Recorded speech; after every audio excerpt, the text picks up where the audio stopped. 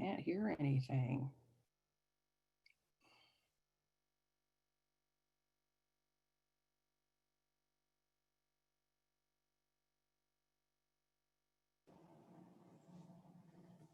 Good morning. I'd like to call the meeting to order.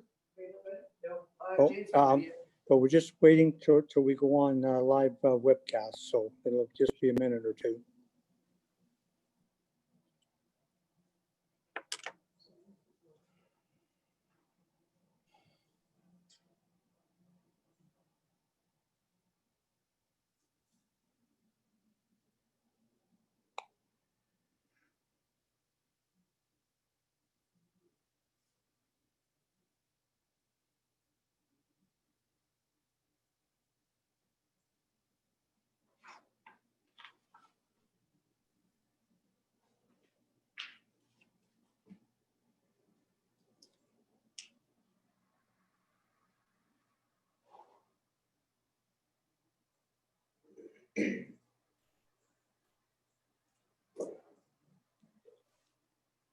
Hope everyone had a good weekend.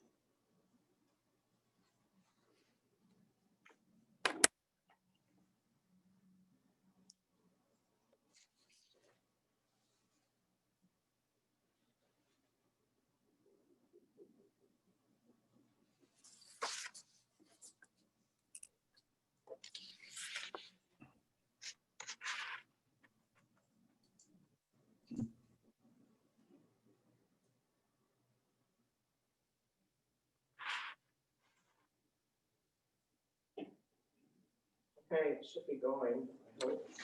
Okay, I'd like to call the meeting to order. And the first order of business is moved by Member Creaser, second by Member Bosworth. Be it resolved that Committee of Adjustment agenda dated September 14th, 2020 be adopted. All those in favor? And that is carried.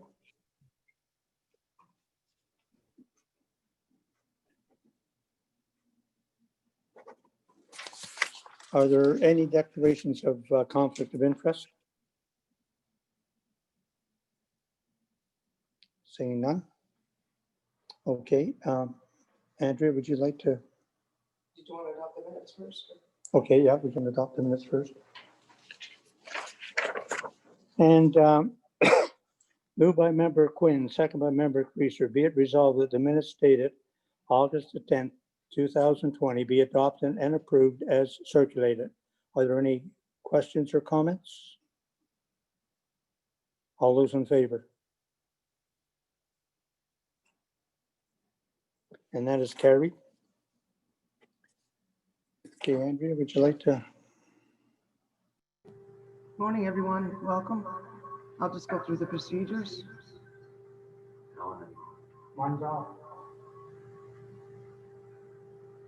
Okay, this is an electronic meeting is being held in accordance with Section 238 of the Municipal Act due to the COVID-19 pandemic. We're having issues with microphones here. Both your computers are? Pardon? Both machines are off? Yeah.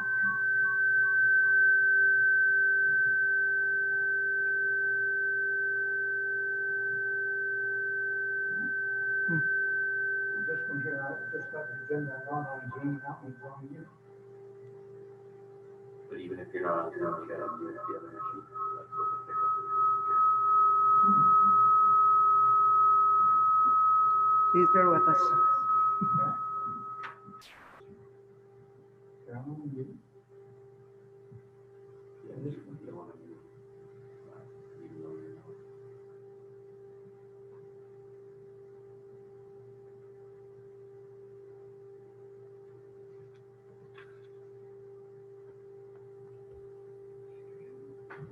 Right, Copy.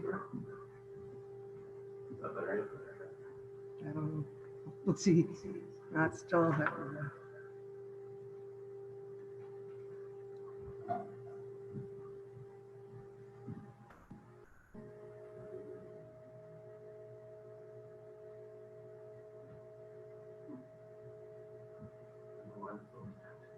I don't know.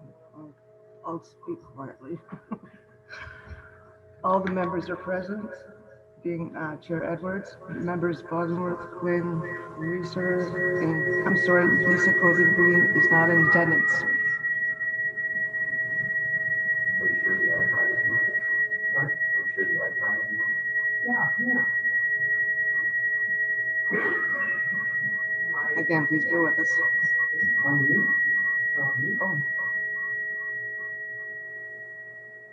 Your Zoom is on mute, but it's the microphone. Well, that's the way I've always done it. that's right. No, but every time in this room, we have a problem. Like if you find it hard when there's two people speaking, just sure if you I'm not home with you right now.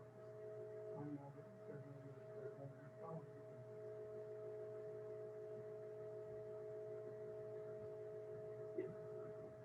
So how do you control the microphone?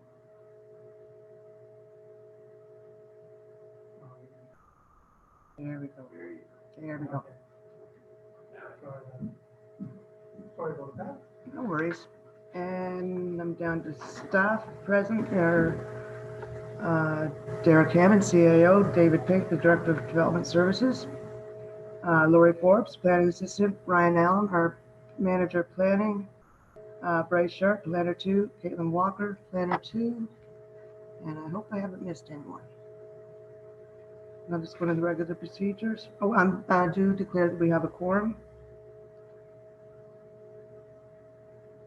Public input on the September 14th, 2020 agenda was invited at the following email address, planning@muskokalakes.ca. The motions have been pre-populated with random movers and seconders to expedite the meeting. Members shall physically raise their hand until the chair has confirmed the vote. If the vote is unclear, a verbal vote shall be recorded. This is not considered a recorded vote. The planner will provide an explanation of purpose of the application, the date notice was circulated, and will present any submissions. The committee will then hear from the applicant or the applicant's agent if they wish to attend or add any information. Please provide your name, mailing address, and postal code for our records. The committee will hear from those in support of an application and those in opposition to an application. Again, please provide your name, mailing address, and postal code. The committee will then hear the applicant or the applicant's agent respond to any questions. The committee will then have the opportunity to ask questions of applicant or staff. The committee will debate the application and make a decision based on the information presented at the hearing.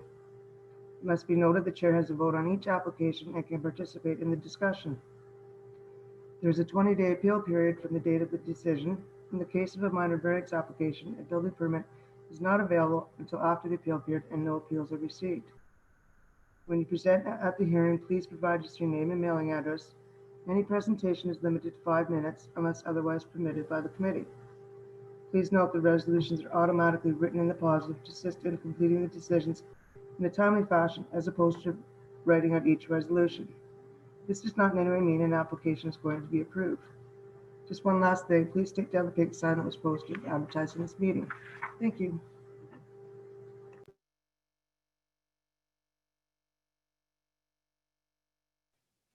Thank you very much, Andrea. And that you need the mic on now? So Andrew, you mute yourself, and then you can put your mic back up. Okay, thank you very much. And the first application is A20 Hogarth. Did you put your speaker back on?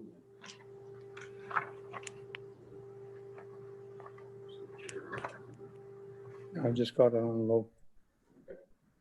Okay, and that'll be, and that Ms. Walker? Good morning, Chair Edwards, members of the committee and members of the public. Can everyone hear me all right? Yes. Okay.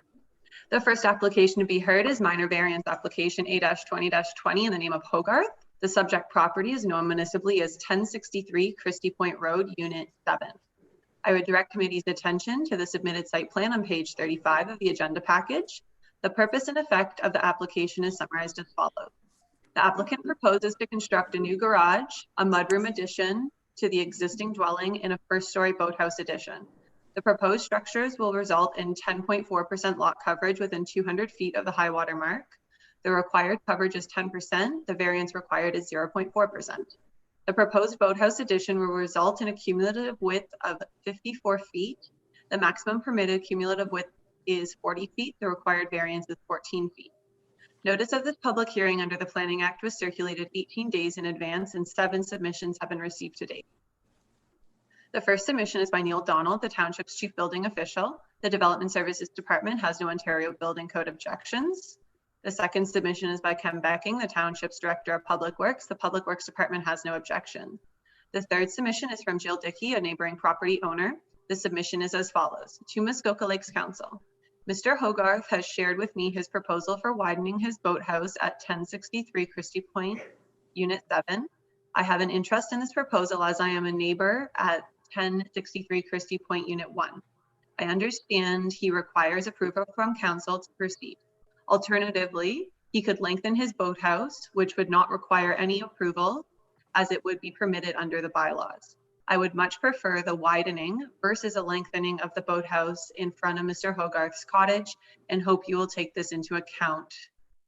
Sincerely, Jill Dickey. The fourth submission is by Sarah Farrell, a neighboring property owner. The submission is as follows. To whom it may concern, we are in support of the widening of the boathouse at Unit 7, 1063 Christie Point, the Hogarth Cottage. Thank you, Sarah Farrell.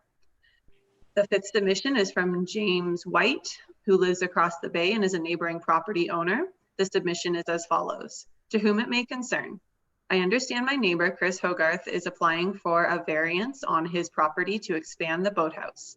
He showed me 2 options for the boathouse. One allows 4 boats inside, but this boathouse becomes extremely long and extends way out into the water. Stills Bay is already a narrow channel, and adding boathouse length in our belief is not appropriate. He also showed me the plan that is apparently wider than the bylaw would allow, but does not extend into the lake as far. If our opinion matters, we would far prefer this option as it would have less of an impact on the visual appearance for anyone traveling into and out of Stills Bay. We are not worried about adding width to his boathouse, but length we strongly object to. Thank you for your time and hearing our concerns. Regards, James White, 4916 Muskoka Road, 169 Foots Bay. The sixth submission is from Laura Besant on behalf of her mother, Jean Besant, the owner at 1063 Christie Point Road, Unit 5.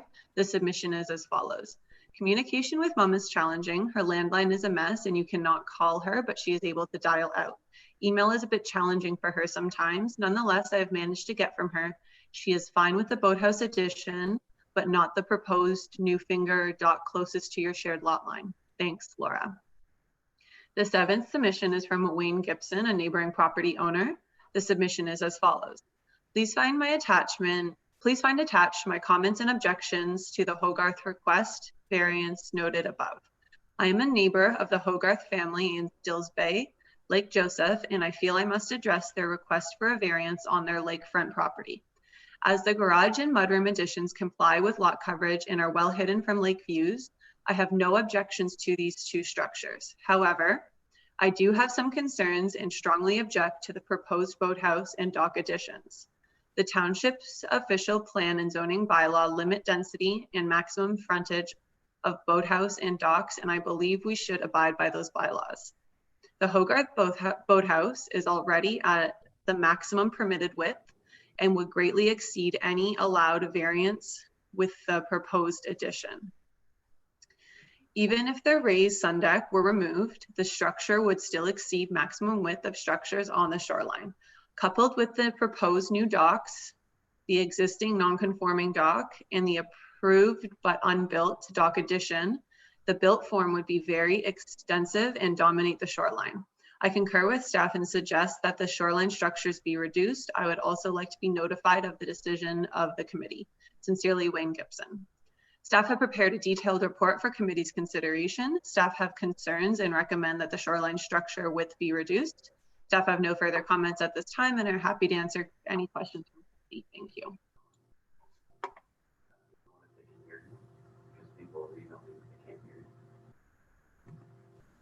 Okay, first of all, can everyone hear me? Yes? Okay, good. Thank you very much, Ms. Walker. Is the applicant or applicant agent here wishing to speak on this?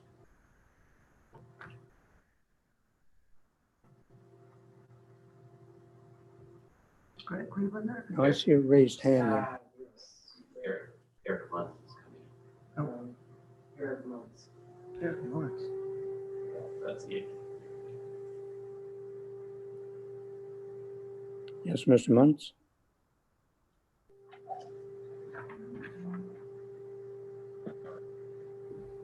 Hi there, can everybody hear me okay? Yes. Okay. So good morning. My name is Eric Muntz of the Deconing Group. We are located at 3 Lee Valley Drive, Unit 3 in Port Carling, Ontario. I'm the agent acting on behalf of Chris Hogarth, who is sitting across on the other side of the camera from me. Chris, could you just introduce yourself? Hello, I'm President Chris Hogarth, 1063 Christie Point, Unit 7. I am present. I'll speak in regard to the boathouse first. Originally, we looked at what was possible as of right. As mentioned in the report, as of right, we can project the boathouse out 50 feet, which will have more of a negative impact on the neighboring properties than adding width to the boathouse. Adding width to the boathouse versus length in this case is better for numerous reasons. It's more desirable for the characteristics of the narrow waterway, that is Stills Bay. With the location of the boathouse, there's lots of boat traffic that passes the property in and out of the bay. Having the boathouse extend out in the bay would be visually unappealing and have a negative visual impact. And also could be a potential hazard for boats traveling in and out of the bay at night. It's more practical for use of parking the boats in the boathouse, as it would avoid the need to have more than one boat in a slip, or what I describe as stacked boat parking. The neighbors are in favor of adding the width versus length as the letters indicate. We believe this is much less impactful to the neighbors, and Chris believes in being a good neighbor and working hard to respect the community. And I also just like to note that one of the letters coming from Jill Dickey, and Jill Dickey is one of the members of the Stills Bay Property Owners Association. I'd also like to note that we aren't altering the shoreline in any way, and the existing shoreline on either side of the boathouse / cottage, because they are somewhat combined, is well vegetated and maintained. I would also just like to say that I do believe the 47 feet 9 inch cumulative width number is more realistic than the 54 feet, as the 54 feet includes a post that is set quite far back from the front of the boathouse. It is visually unimpactful. And yeah, so I do believe that the 47 feet 9 inch is sort of more of a realistic number of what the actual cumulative width is. For the garage and mudroom were added to the variance for future considerations. Not much thought had actually been put into the use of the garage up until recently. We initially thought that the 30 feet by 30 feet garage was sufficient. Within the past couple of weeks, me, Chris, and his wife had a meeting and discussed the garage further and decided that we wanted to make a change to the garage size for the application. I sent an email to staff with the updated site plan, but it was too late and the notice had already been sent out. Currently, the proposed garage on the application is 30 feet by 30 feet, which is 900 square feet. We would like to change it, if possible, to 30 feet by 38 feet, which is 1,140 square feet. This is a difference of 240 square feet. The relief requested for lot coverage now is 428.3 square feet, which is 0.85%, rather than the original proposed 188.3 square feet, which is 0.4%. With the adjusted size, the garage will still meet all other bylaw requirements and no additional reliefs are required. The garage will be single story with a loft. The garage is required to store cars, ATVs, and snowmobiles as the cottage is used year round, which helps support the local economy and is needed for storage of equipment and vehicles in the off season. The loft will be used for storage for items such as patio furniture, clothing, and other off-season equipment, for example, snowmobile helmets and snowmobile gear. The cottage and bunkie are already designed with sufficient bedrooms. Storage is the one major lacking feature of the property. Additionally, Chris's brother passed away a number of years ago, and his nieces and nephews often reside at the cottage in both the summer and winter months, which is another reason why storage is required. The boathouse expansion is to keep the boats inside for safety and security. The mudroom is so the cottage can be better utilized in the winter, and the garage is truly for much needed storage. I will just reiterate the garage statistics for everybody. So the existing, or the current proposed garage was 30 feet by 30 feet. It's just 900 square feet. And we'd like to change it to 30 feet by 38 feet, which is 1,140 square feet. That's a difference of 240 square feet. The current relief is 188.3 square feet, which is 0.4%. And the now proposed is 428.3 square feet, which is 0.85%.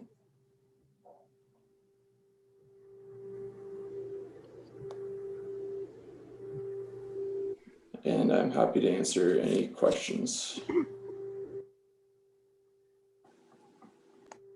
Thank you very much. Is there anyone else here wishing to speak on this?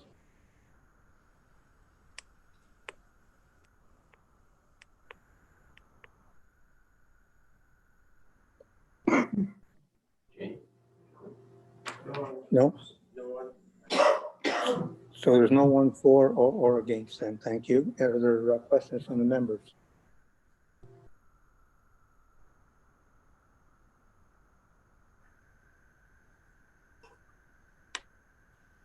Yes, Mr. Bosworth. I'm having a lot of difficulty with this application. The staff has Sorry, listed. can you speak up a little bit? I'm having a lot of difficulty. Is that better? Yeah. Having a lot of difficulty with this application. The staff has clearly recommended that the build form will be well beyond what would be considered normal. They have a long list of reasons why one would allow such an addition to the boathouse, and this doesn't seem to comply.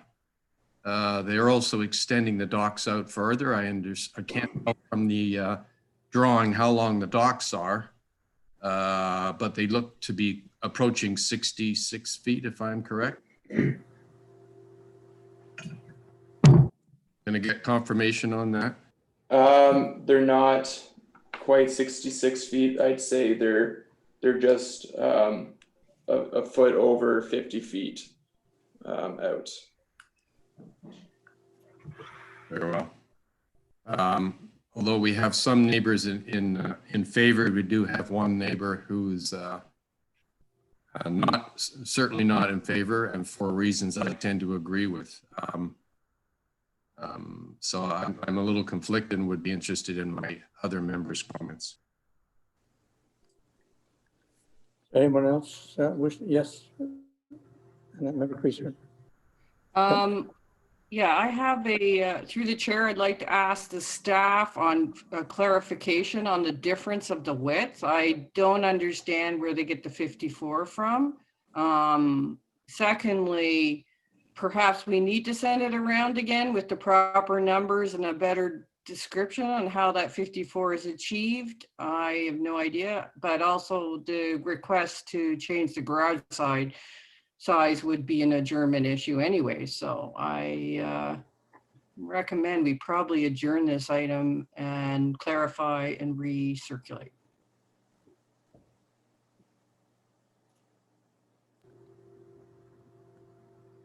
Yes, Mr. Sharp. You're muted. Mr. Sharp, you're muted.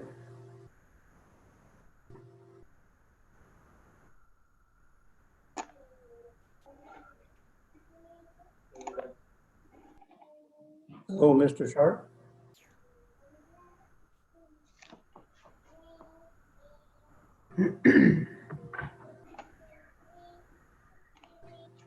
Did either Mr. Sharp or Ms. Walker want to comment on this?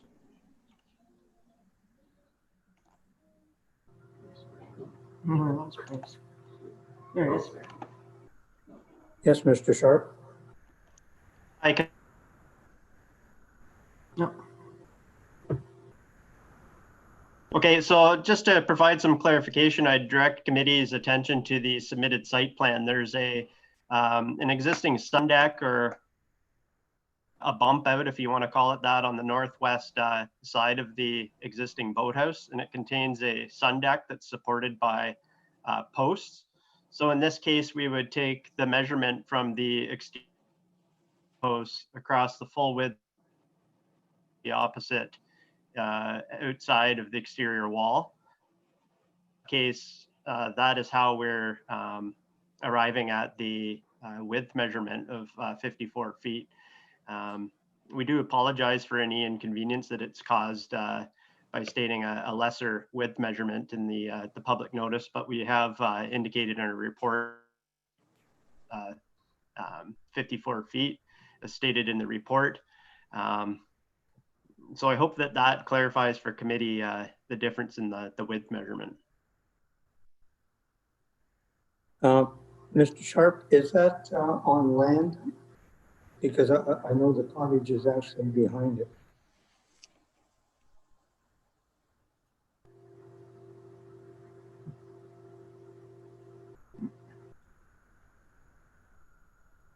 I could answer that if I may. Mm-hmm. So there's actually two posts. I actually have a image here that I could try to potentially show.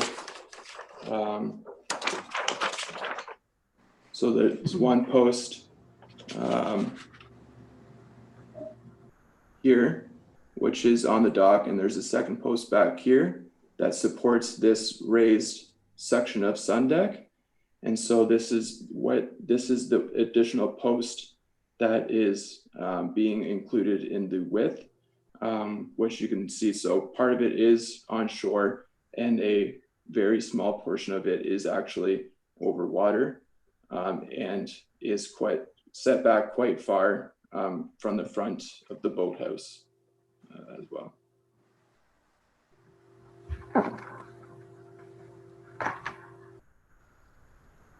And what would that measurement be, did you say? So the measurement that post is from the edge of the boathouse is 6 feet 3 inches. So that is sort of where the I think the confusion came in, is that post. I had thought I had confirmed with staff, but I guess it was a misunderstanding that post didn't need to be included in the cumulative width. But then the report came out and it was determined that it does need to be included. We had initially looked at actually extending that portion of the sun deck out further and adding another post so that sun deck would extend over top of the patio door. we decided not to do that, just to sort of limit what the proposal would be. And we did at the time think that we would be moving forward with a cumulative width of 47.7 feet versus 54 feet. So I think that's sort of where a bit of the confusion started there, but hopefully that clears things up a bit. Okay, thank you. Is there any other comments from the committee? Would you like this actually to further be recirculated with the garage size changing, or what are your thoughts? Is it technically required through you, Mr. Chair? Is this technically required to be recirculated? David, should that be recirculated? Look to Ryan or Bryce, they're a little more familiar with the details. I believe on the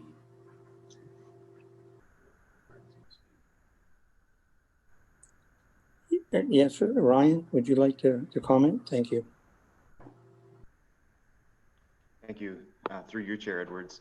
The application was originally submitted with 10.4% lot coverage. Since the application was circulated, the applicant had revised their plans to increase the size of the garage, resulting in a lot coverage of 10.9%. From my perspective, that change it's not a typo or an issue with the notice that was inadvertent or unintentional. It's a desire for the applicant to change the plans to build a larger garage, whereas the original plans showed a smaller garage. As Mr. Sharp mentioned, the issue with the boathouse width, it was definitely an oversight on staff's part. The drawing that was provided with the notice clearly shows the total cumulative width of the boathouse being 54 feet, but it provides separate individual width measurements for that small bump out sun deck Munce had mentioned, plus the majority of the boathouse proper, which is what most people would consider the boathouse by looking at it. It just so happens that the bylaw technically includes these other portions of raised decks measured to the outside of the posts. So the short answer, from my perspective, if the applicant wants a larger garage, the application should be recirculated with a larger coverage. I don't believe a recirculation is required to deal with the typo related to the boathouse width, because the drawing attached to the notice clearly showed the intended width. Thank you very much. Any comments from the committee? Yes, Ms. Bosworth. Well, it seems to me then that if this application has the larger width or the larger size for the garage, then it has to be recirculated. Okay. Yes, Mr. Allen. Thank you, through you, Chair Edwards. The other option would be for the committee to move this application forward the way that it was submitted. A future application could be made by the Hogarths in the future. You have the ability to deal with this application as it is before you today. You could choose to defer and have a recirculation, but that's entirely the committee's choice. Okay. I'll ask the applicant or applicant's agent, would you like to have it recirculated so you can get the extra 8 feet on the garage?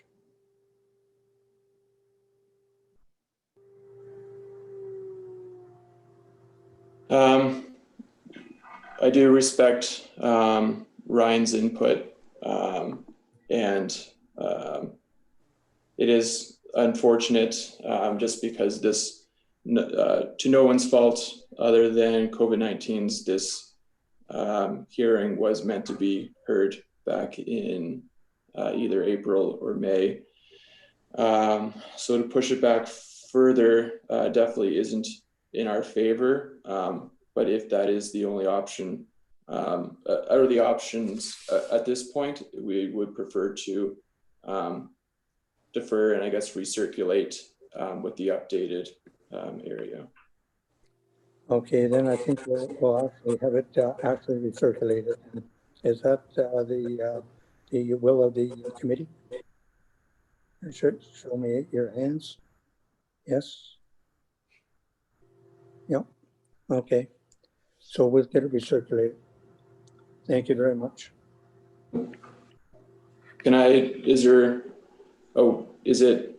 Would this be next month? Or would it, when would it be recirculated? I think we can bring it on next month. Okay, perfect. Okay, appreciate that. Okay, Yes, thank you. Mr. Lawrence. Yes.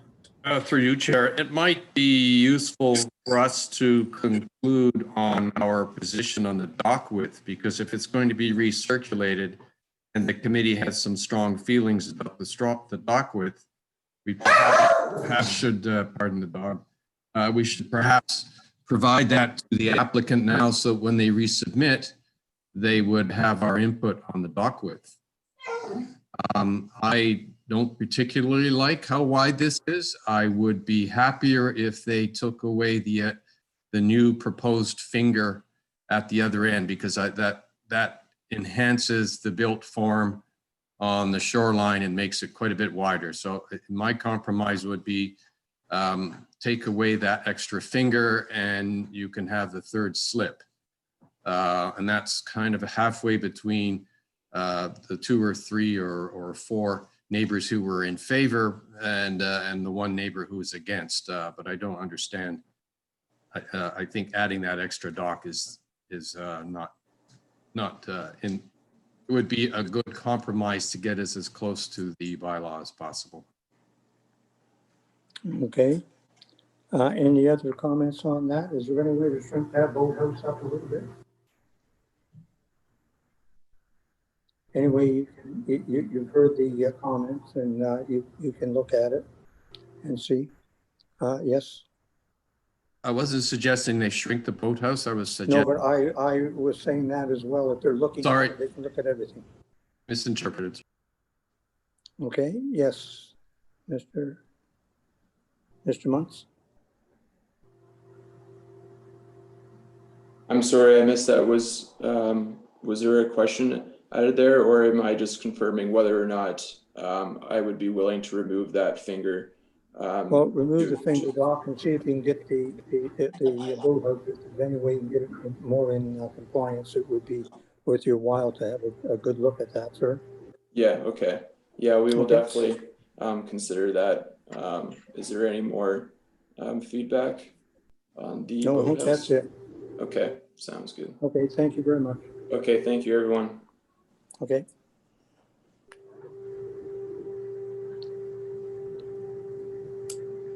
And we'll go on to the next application is A2120, Barker.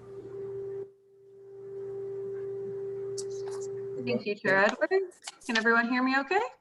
Yes, thank you. Thanks. The next application to be heard is minor variance application A-21-20 in the name of Barford. The subject property is known municipally as number 5 Island M51 Woolsey Island. I would direct committee's attention to the submitted site plan on page 49 of the agenda package. The purpose and effect of the application is summarized as follows. Applicant proposes to add a rooftop sun deck to a reconstructed boathouse. The proposed sun deck will be set back 31.2 feet from the side yard. The minimum required side yard setback for a rooftop sun deck is 45 feet. The required variance is 13.8 feet. Notice of this public hearing under the Planning Act was circulated 18 days in advance and 2 submissions have been received to date. The first submission is by Neil Donald, the Township's Chief Building Official. The Development Services Department has no Ontario Building Code objections. The second submission is by Ken Becking, the Township's Director of Public Works. The Public Works Department has no objection. Staff have prepared a detailed report for committee's consideration and have no objections. Staff have no further comments at this time and are happy to answer any questions from committee. Thank you. Thank you very much, Ms. Walker. Is the applicant or applicant's agent here wishing to speak on this?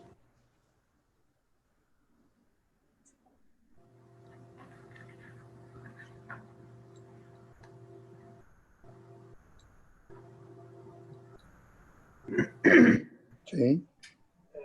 The agent is here. Okay. Grant Cleveland. Okay, thank you.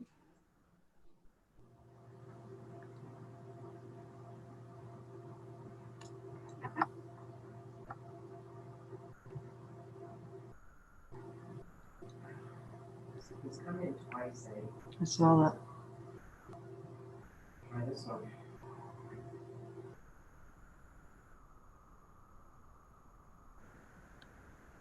Area. No.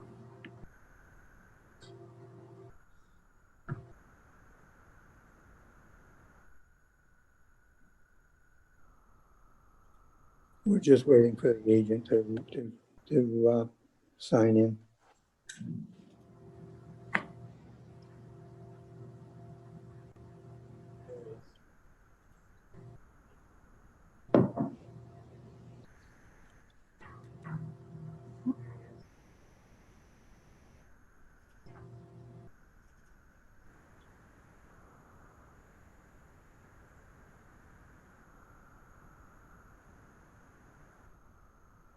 Good morning. It's Grant Cleveland here from Fitzmaurice Brothers. Can everyone hear me?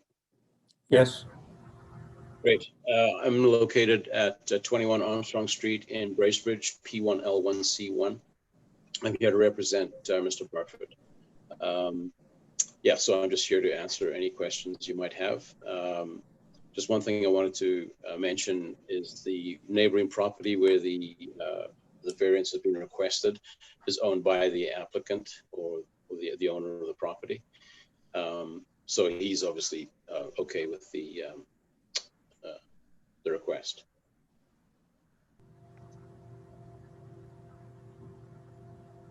Anything else?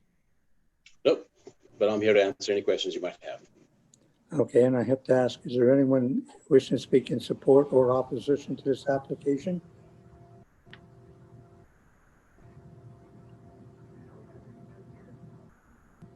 Okay, seeing there's no one, is there questions from the committee?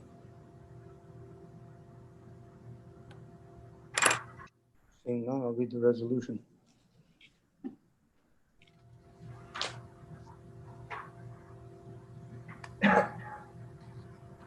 Moved by member Quinn, second by member Creaser, be it resolved that application A 2120 Barfoot to permit the reconstruction of a boathouse, whereas a section of the roof is to be changed to a sun deck and is over 30 feet from the side lot line, as shown on a plan attached to the notice of decision, is hereby approved. This approval shall remain in effect for 3 years from the date of decision. Any questions or comments? All those in favor? And that is carried. And the reasons?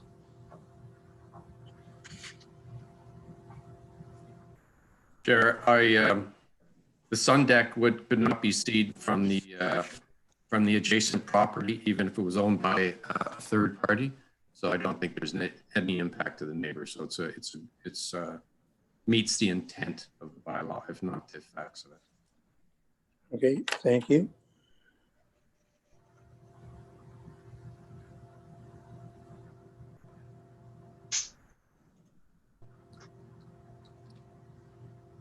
And the next application is A2220. England. Thank you, Chair Edwards. The next application to be heard is minor variance application A-22-20 in the name of England. The subject property is known municipally as 1107 Hummingbird Lane, Unit 5. I would direct committee's attention to the submitted site plan on page 968 of the agenda package. The purpose and effect of the application is summarized as follows. The applicant proposes to reconstruct the main dwelling.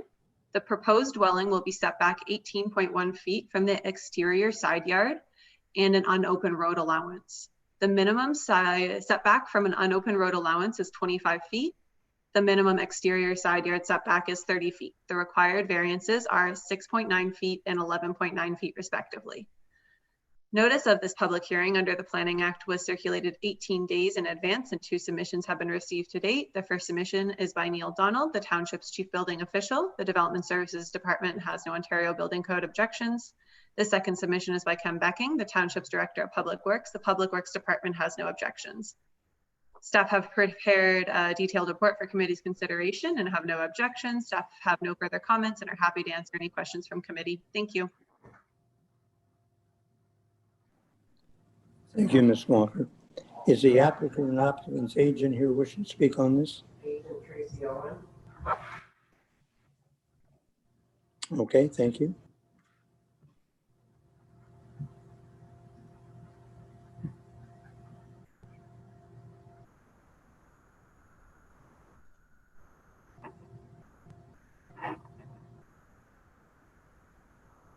Good morning. Good morning. Good morning. My name is Tracy Owen from the Drawing Board. I'm the agent for Mr. Anglin. Address is 6 Duke Street, Port Crone, Ontario, P0B1J0. Thank you, Caitlin. I believe that the application has been presented well. We're looking to cottage on a lot that is well vegetated in a very natural state, and we're using the similar building footprint. So as it is 18 feet from the shore road allowance, we're looking to go with a 2-story volume, hence the application for variance for setback. Be happy to answer any questions. Thank you. Thank you very much. I'm going to ask, is there any questions at this time? I'll ask if there's anyone else wishing to speak in support or opposition to this application. There is another Greg Anglin. Okay, so it's on. Thank you.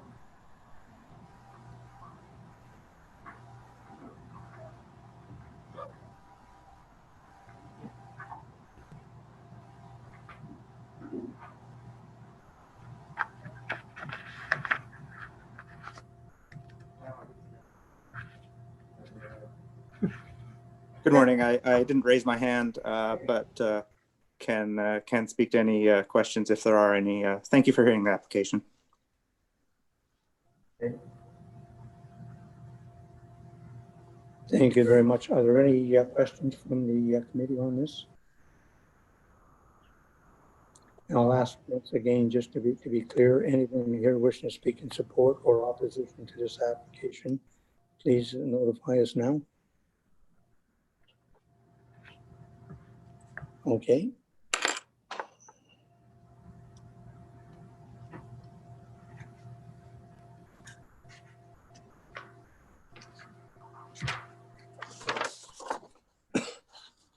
Moved by Member Bongsworth, second by Member Quinn. Be it resolved that application A 2220 Anglin to permit the reconstruction of a dwelling 18 feet at the closest point from the exterior lot line on an open road allowance, as shown on a plan attached to the notice of decision, is hereby approved. This approval shall remain in effect for 3 years from the date of decision. Any questions or comments? All those in favor? And that is carried. Thank you very much. Any the reasons, please? I think it is minor in variance. They are building on the existing footprint, and because it is so well treed, the 2-story will not have a big impact from the shoreline. Thank you very much.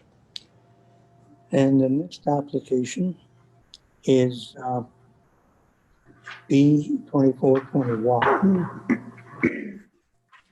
I believe that's Mr. Sharp. Thank you, Chair Edwards. The next application to be heard is application A-24/20 in the name of Watt. The subject property is known municipally as 1114 Bruce Lake Drive.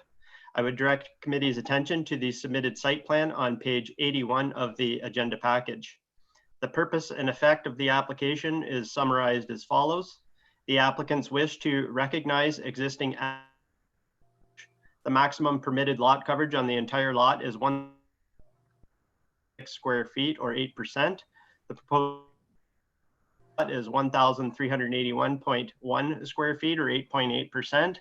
The requested variance equates to 132.4 square feet over the permitted maximum. Notice of this public hearing under the Planning Act was circulated 18 days in advance, and 3 submissions have been received to date. The first submission is by Neil Donald, the township's chief building official, and Mr. Donald has no Ontario Building Code objections. The second submission is by Ken Becking, the township's director of public works, and has no objections. The third submission is by Derek McNiece, an abutting neighbor to the southwest, and the submission is summarized as follows. Mr. McNiece correctly points out that the coverage amount identified in the public notice identifies a lot coverage amount of 8.85%, which would round up to 8.9%. I would note that the discrepancy is a rounding error. The actual proposed lot coverage, as I have indicated, is in fact 8.8%. McNiece has concerns about a dock on the subject property that has had a side yard setback of less than 30 feet for the last 16 years. I would note that the minimum required side yard setback in 2004 for a dock was 15 feet. Mr. McNiece has concerns that the public notice sign that has been required to be posted on the subject property has been posted so that it faces the interior of the property versus toward the road, where it would be more visible to the public and passers-by. Mr. McNiece has provided photos of the posted sign, and staff can screen share these photos if committee wishes to see them. I have prepared a detailed report for committee's consideration. If committee is considering approval of the application, staff have recommended a condition requiring that an existing woodshed be removed or brought into compliance with applicable zoning bylaw provisions. The woodshed has not been included in lot coverage calculations. It would otherwise result in a lot coverage amount of 9.3%. The woodshed also does not comply with a side yard setback requirement of 15 feet. The recommended condition will ensure that the structure in question is either removed or brought into compliance with zoning requirements. I have no further comments at this time, and I would be happy to answer any questions from committee. Thank you. Thank you very much, Mr. Sharp. Is the applicant agent here wishing to speak on this? I don't see anybody. Yeah, she's. Is that the number? I think so, because that's. Okay. So there's no one? Just for the record, I will ask, is there anyone here wishing to speak in support or opposition to this application? Please let me know at this point, or we will continue. Should I allow to talk? I think we do have the agent already. Okay, yeah, then come on, please. The applicant is coming on.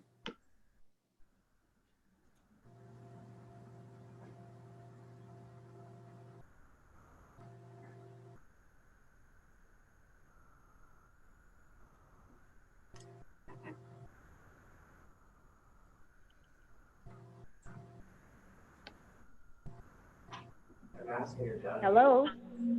Yes, thank you. Hi there. This is the co-owner, Nancy Watt. Okay, do I have your name and address and postal code, please? Sure. My name is Nancy Watt. My address is 1114 Bruce Lake Drive in Manette, and the postal code is P0B1G0.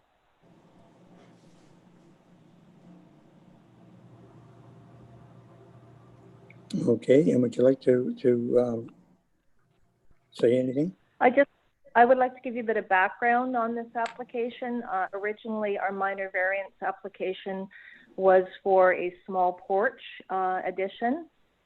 And during that process, it was discovered by Mr. Sharp to us that our metal shed, it's 90 square feet, was actually exceeding the 8% allotment, and it was going to disqualify us applying for the small porch addition. I just wanted the committee to know that the metal shed was on the property when we purchased the land in 2004.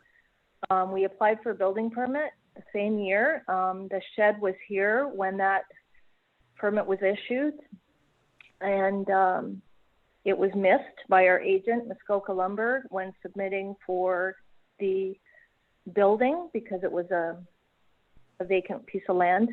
We did a renovation in 2012, and again, we used the agent Muskoka Lumber, and we had a revised building permit issued.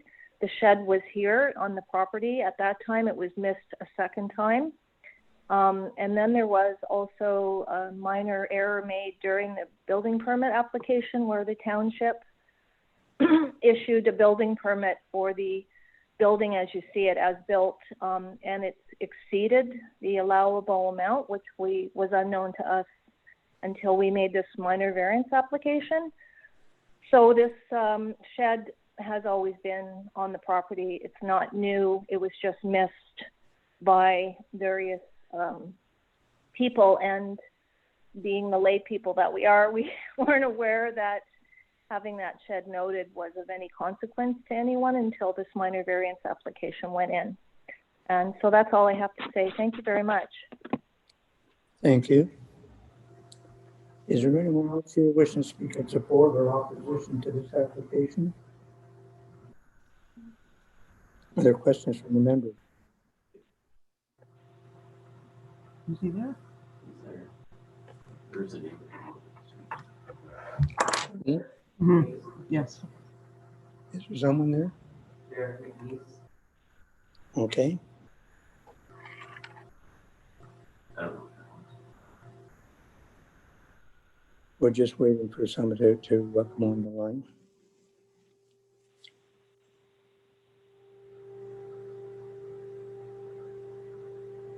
They're asked to unmute, but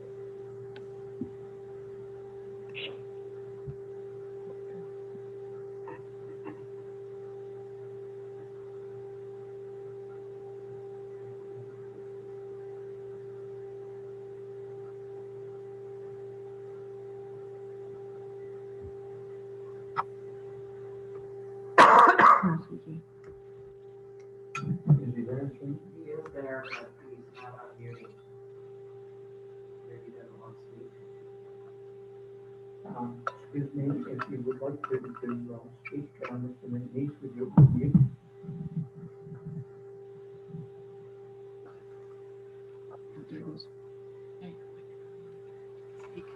Oh, hello? Can you hear me? Mr. McNiece, if you would like to speak, can you unmute? Yeah, oh, I did unmute. can you hear me? Can you hear me? Just barely. Just barely. Listen, I noticed Mrs. Watt's 2 cents worth, and I noticed Mr. Sharp had summarized the letter that I wrote into the committee. The letter basically stated that Mr. and Mrs. Watt seem to make mistakes all the time in their favor. They have asked for 8.8% lot coverage, but if you recheck their math, 1,382 square feet is 8.855% lot coverage. I have no problem with the 8.8% lot coverage that they're asking for. It's the extra 9 square feet that I object to. I don't know who made this calculating error, but I have noticed it and I'm bringing it to your attention. So even if you grant them 8.8%, it should be 1,373 square feet total. That's all. And like I said, they posted their application for minor variance sign towards themselves, towards the cottage rather than the road. Once again, trying to dupe the neighbors that of their true intentions. I want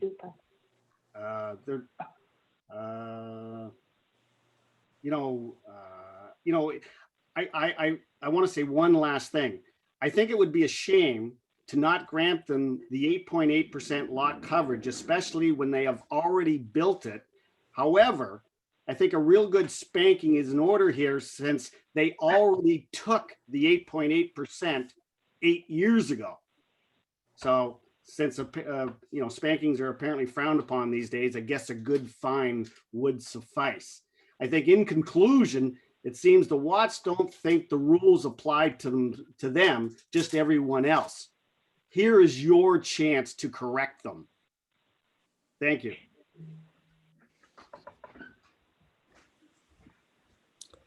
Thank you very much for your comments, sir. Are there any questions from the, and that from the committee?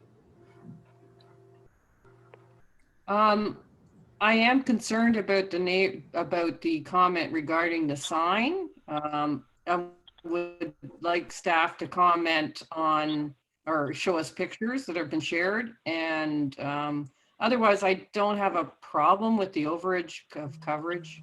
I think that's fair with the staff's addition on the wood. Like rubble wine posting.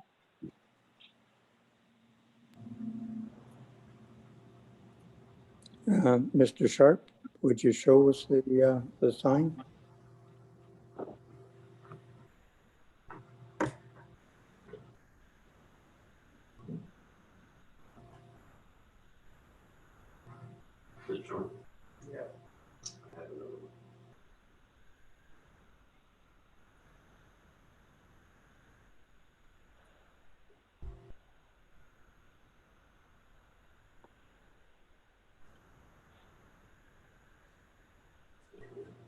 Yeah. Yeah. It's, yeah. It's Mr. How would you like to handle this one? posted.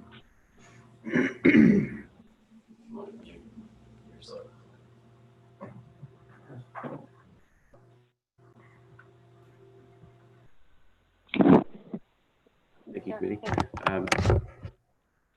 And it appears from the pictures as if the sign was not posted visible to passerby. That is a requirement of the Planning Act to post a pink sign. I guess it is at committee's discretion whether they felt this requirement was met or not based off those pictures.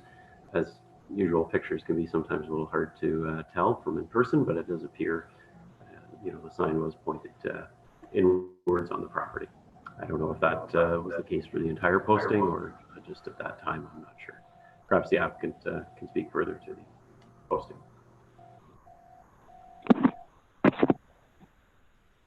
Would the applicant like to comment on why the sign was posted the wrong way?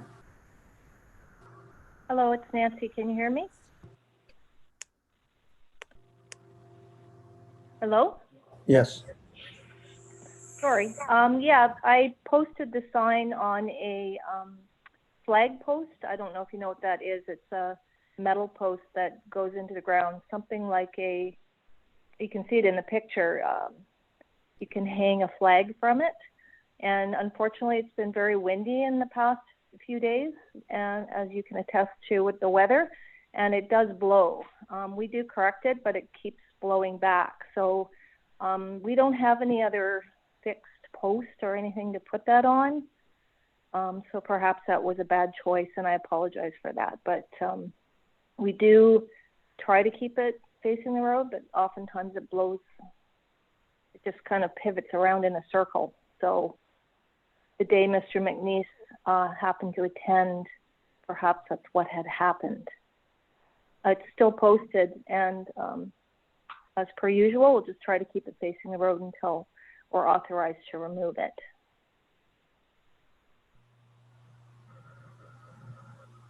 Well,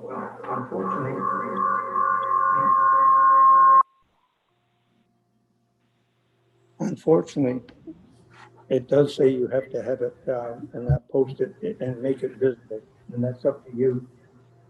The Secretary Treasurer has to sign off on it.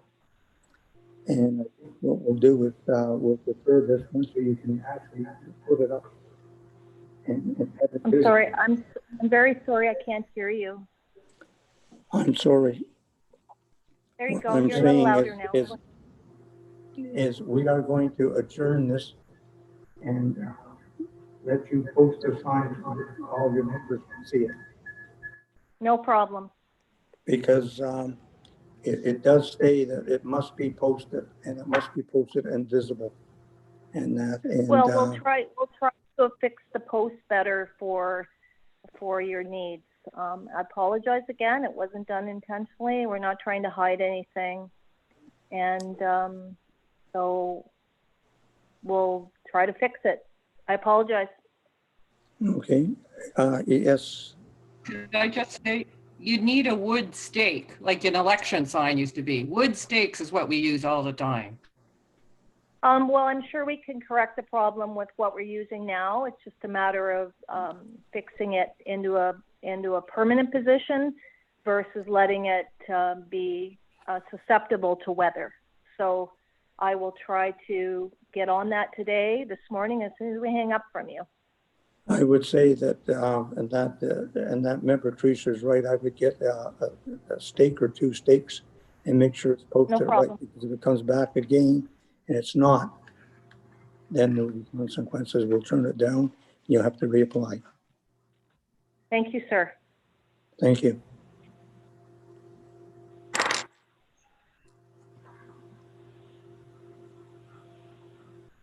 And the next application is A2620, and that picture. We have to fix the sign so it doesn't face inward. They're going to bring it forward. And that's Mr. Sharp, I believe.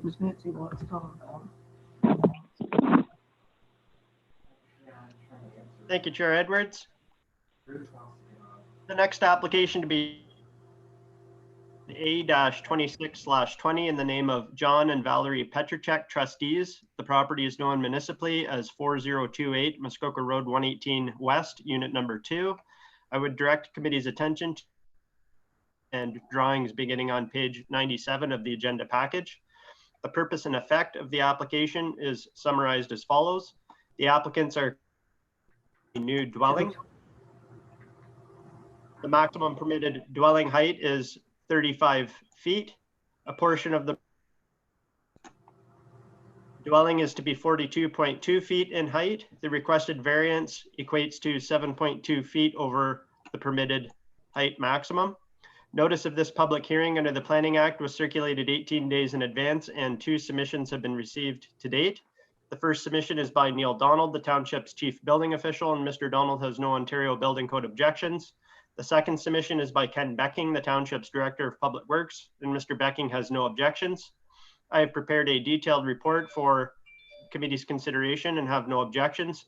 I have no further comments at this time and would be happy to answer any questions from committee. Thank you very much. Thank you very much, Mr. Sharp. Is the applicant or applicant's agent here wishing to speak on this? Yeah, the agent is here, William Hicks. Okay, thank you.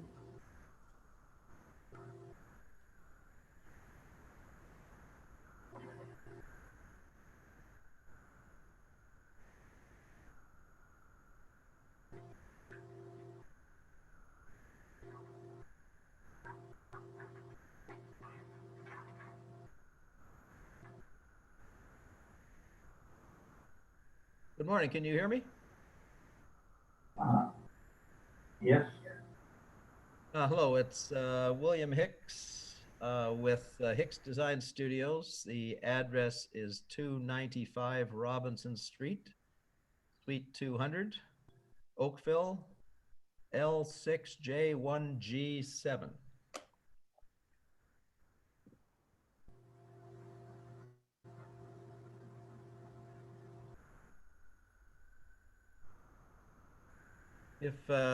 If you can hear me, I've read through the planning report. We have no objection to that. I see that they are in favor of the application.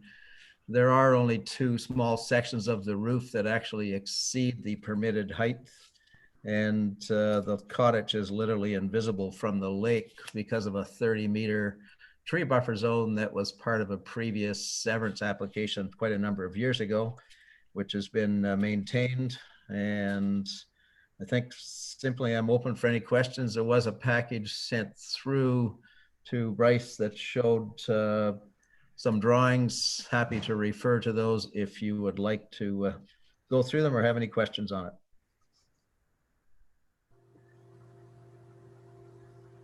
Thank you very much. I will ask, is there anyone else here wishing to speak in support or opposition to this application? I don't see anybody. I'm told there's no one else. Is there any questions from the committee? No?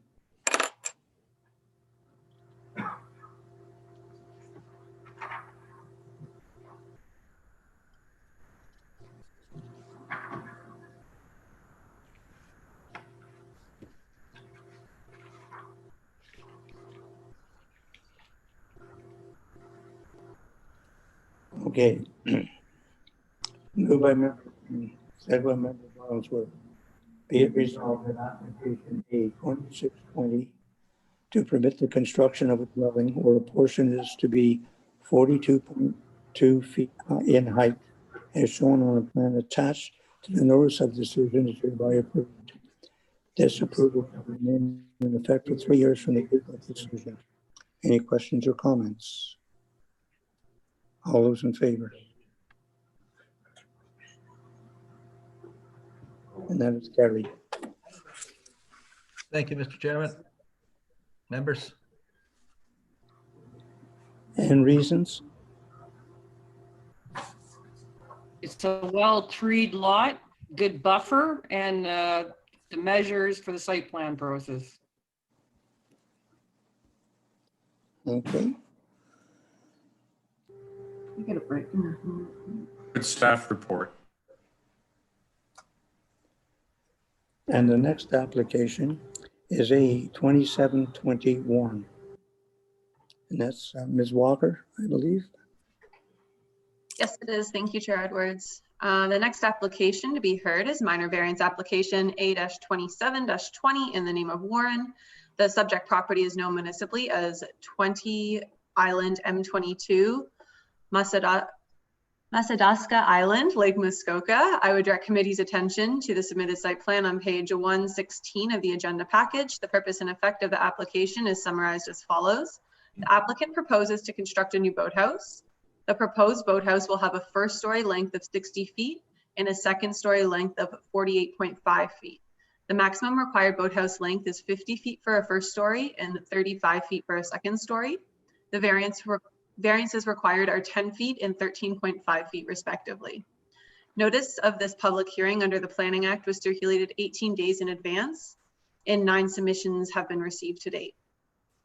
The first submission is by Neil Donald, the Township's Chief Building Official. The Development Services Department has no Ontario Building Code objections. The second submission is by Ken Becking, the Township's Director of Public Works. The Public Works Department has no objections. The third submission is by Michael Newlands, an immediate neighbor to the south. The submission is as follows. My name is Michael Newlands. I'm a resident on Masadaska Island and an immediate neighbor to the Warren Cottage. We have been made aware of the Warren's boathouse application A-2720 and are supportive of the application and subsequent construction on the Warren property on our island. Thank you, kind regards, Michael Newland. The fourth submission is by Travis Allen, an immediate neighbor to the north.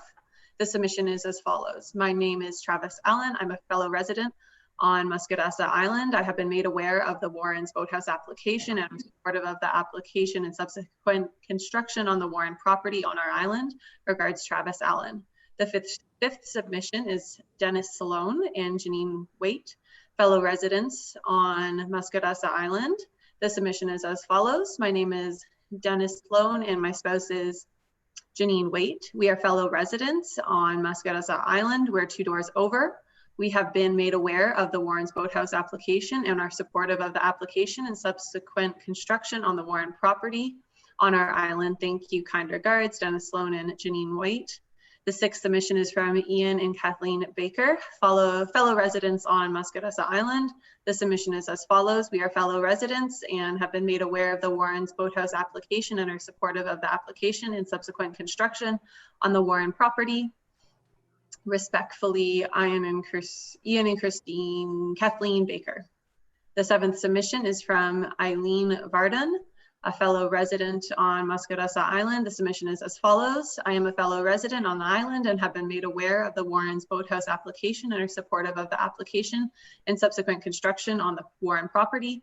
Thank you, Eileen Varden. The eighth submission is Alvaro and Alba de Placido, residents on Muscatassa Island. The submission is as follows. We are fellow residents on the island and we have been made aware of the Warren boathouse application and are supportive of the application and construction on the Warren property. Thank you, Alvaro and Alba de Placido. We're in a conflict. The ninth submission is from David and Beverly Bell, the fellow residents on Muscatassa Island. This email is to advise you that we, as fellow residents on the island, support this project. David and Beverly Bell. Staff have prepared a detailed report for committee's consideration and have no objections. Staff have no further comments at this time and are happy to answer any questions from committee. Thank you.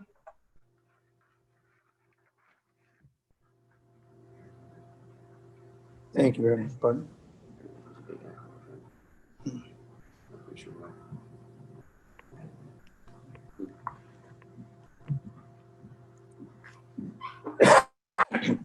Is there anyone else who wishes to speak in support or opposition to this application or the owner? Okay.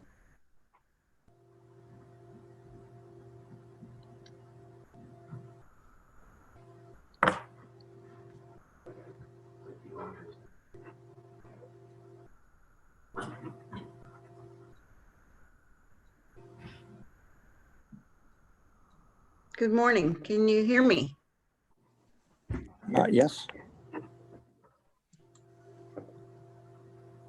Good morning. My name is Heather Wilson. I am acting as the agent for Mr. Mark Warren in his application for the boathouse. Basically, the problem he has is depth of water. There really isn't any. His goal is to be able to build a boathouse where he can get his boat entirely under the boathouse and be able to store it there in the winter instead of having to use a marina. The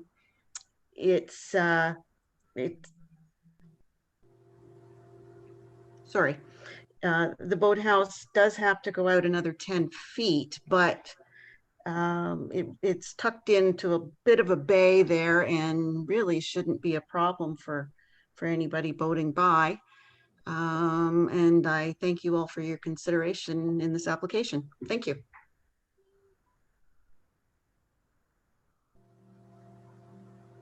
Thank you very much. Stay on the line. Is there anyone else who wishes to speak in support? There's an owner here. Or opposition?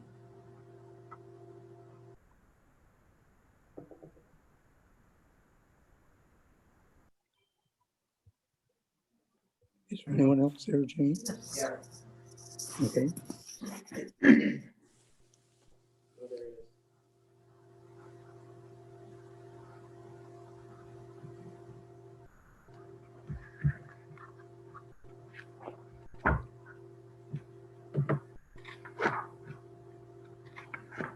Hello. Yes. Hi, this is Mark Warren. I just wanted to let you know that I've obviously discussed with all of my neighbors on the island, and hence you've heard by all of the positive support messages that I've received from my neighbors that everyone is supportive. And the real reason for that minor variance application that I'm asking is to the cove that was alluded to, where the boathouse is going to be positioned. One corner is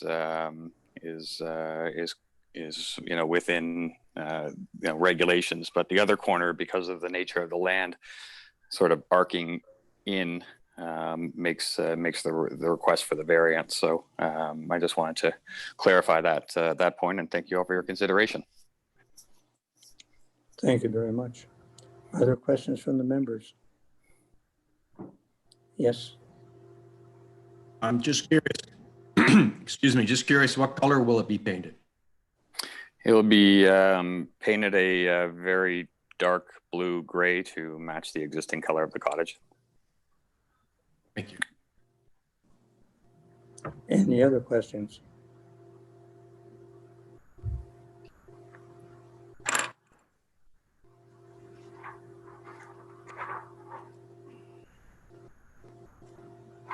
I'll read the resolution.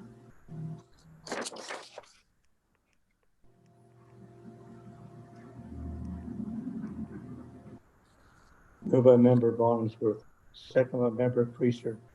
Be it resolved that application A 2720 Warren to permit the construction of a new dock and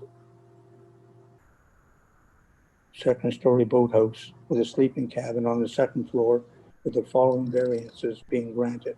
1, to permit the length of the first story of the boathouse to be 60 feet. 2, to permit the length of the second story of the boathouse to be 48 feet. These variances are granted and is shown on the plan attached to the notice of decision. This approval shall remain in effect for 3 years from the date of decision. Any questions or comments? All those in favor? That's carried. Reasons?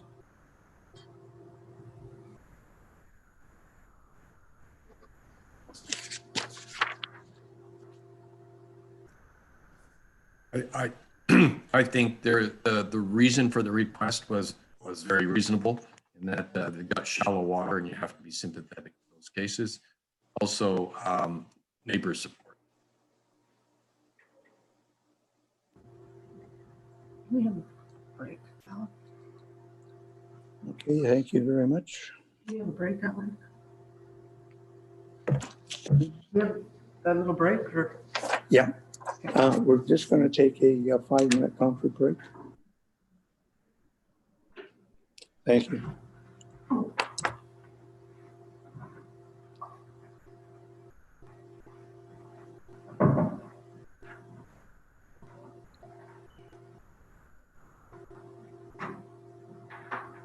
David, that's one of the things we're going to have to look at, the actual official plan.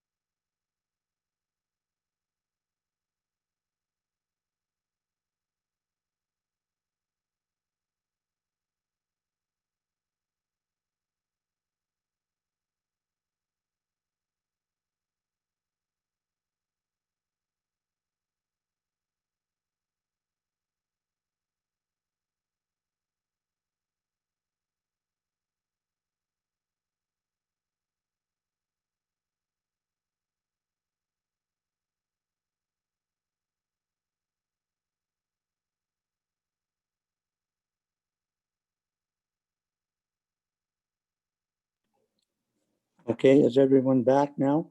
I'm just looking for Mr. Bothersonworth.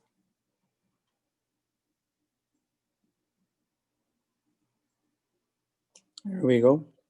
Okay, I'll call the meeting back to order. And the next application is A2820. And that's Ms. Walker, I believe.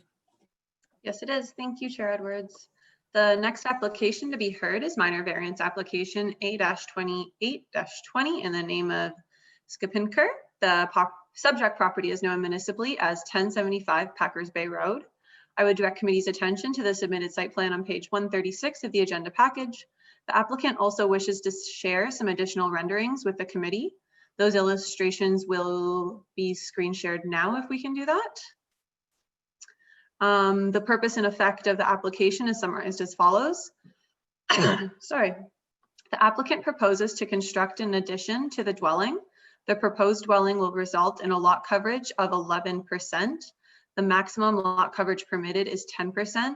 The variance required is 1%. Notice of this public hearing under the Planning Act was circulated 18 days in advance, and 9 submissions have been received to date. The first submission is by Neil Donnell, the Township's Chief Building Official. The Development Services Department has no Ontario Building Code objections. The second submission is by Ken Becking, the Township's Director of Public Works. The Township's Public Works Department has recommended the applicant retain the services of a qualified professional to ensure the suitability size sewage disposal system can be accommodated on the lot to meet the needs of the expanded residents. If committee wishes and is supportive of the application, this can be added as a condition of approval.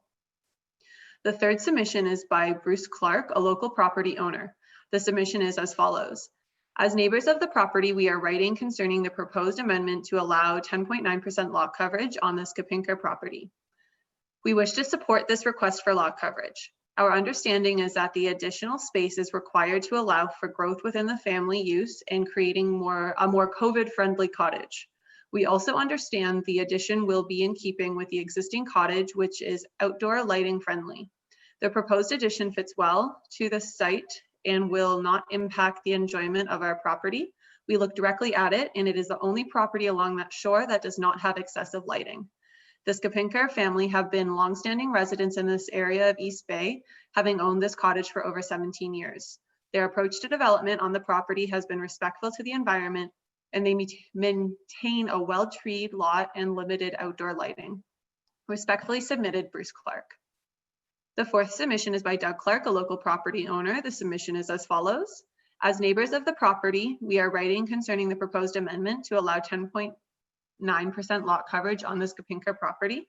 We wish to support this request for lot coverage. Our understanding is that the additional space is required to allow for growth within the family use.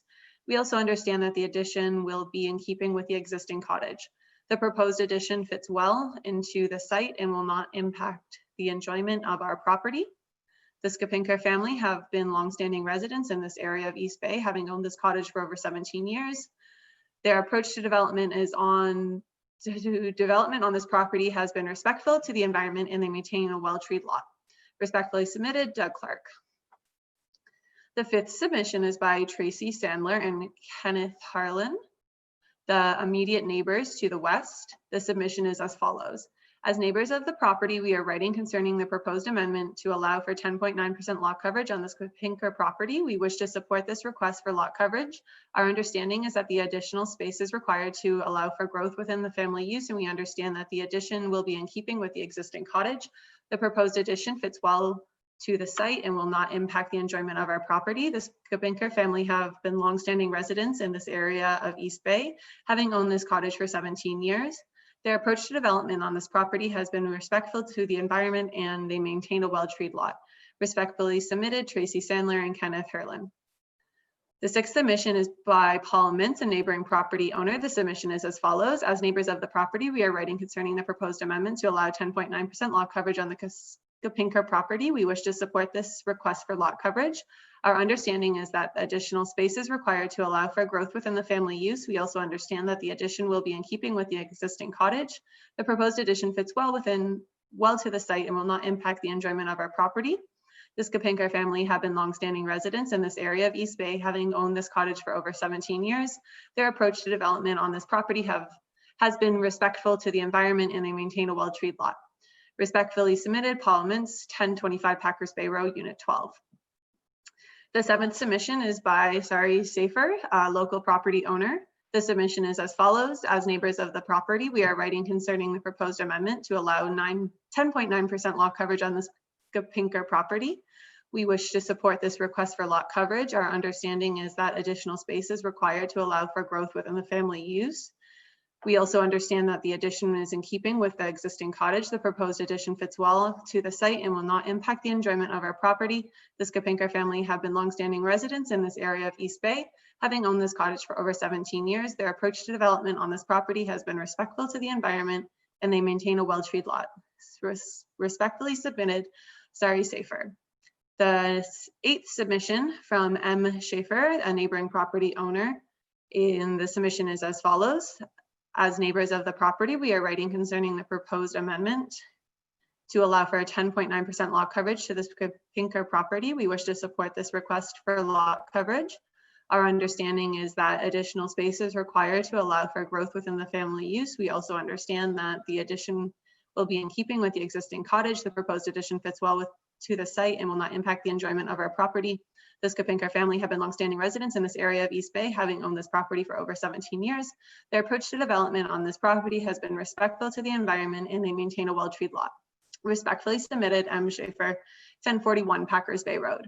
The ninth submission is by the applicants, Mark and Hazel Skapinker, who are both in attendance, I believe, and wish to read their own letter to the committee when it is their turn to speak. Staff have prepared a detailed report for committee's consideration and have no objections. If we could try to screen share those images if we haven't already, that would be really helpful, I think, for committee. And staff have no further comments and are happy to answer any questions from committee. Thank you. Thank you very much, Ms. Walker. And is the applicant or applicant's agent wishing to speak on this? The owner's here. Okay.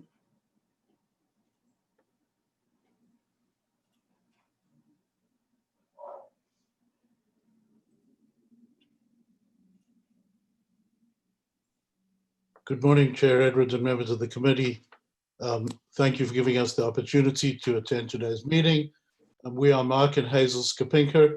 We purchased this cottage in 1997 and have enjoyed this area of Muskoka Lake since then. Our three children grew up with Muskoka as an important part of their lives. They're now in their late 20s and 30s and have started their own families along with their spouses, and now 3 of our grandchildren. We've grown from 5 of us to 11 of us. We love having them all stay with us at the cottage and hope this grows further. In the years at the cottage, we've learned to love the nature in Muskoka, a respect for the environment, the lake, the woods, and the entire ecosystem. We want to do our utmost to maintain the health of the environment as well as the balance between nature and homes. We've tried to extend that respect and balance into our cottage life. We built a boathouse without bathrooms or living quarters because we are extra sensitive not to damage the lake in any way. We've maintained our trees and local plants to maintain that balance, and we are very careful about our septics, our waste removal, and the cleanliness of the area. We ensure that we are not noisy or have bright lights and have always kept the area spotlessly clean. We have excellent connections with all of our neighbors and everyone around us. With this addition, we want to extend our connection to Muskoka. We plan to build a low impact addition. Visually, we are very sensitive to be part of the environment, to be integrated into the trees and lake area. We plan on making the home accessible all year round and would like to add bedrooms and space to make our family comfortable there. We are against overdevelopment. We will work with local builders and people who understand Muskoka well. We've been in contact with our neighbors and ensured that they're comfortable with our plans in this addition. We are fortunate to have a property quite far from our neighbors and hope not to impact them in the building process in any way. Muskoka is our home and we want to build on to create a long-term place for our entire family to enjoy. We hope the committee will allow us to undertake this project. Sincerely, Mark and Hazel Skapinker.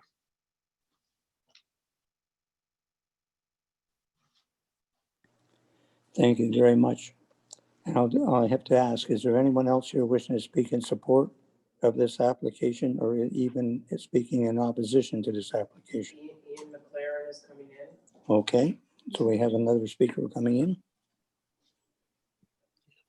I have those pictures if you want to screen share. Yeah, you can share screen. Thank you. Whatever. Mhm.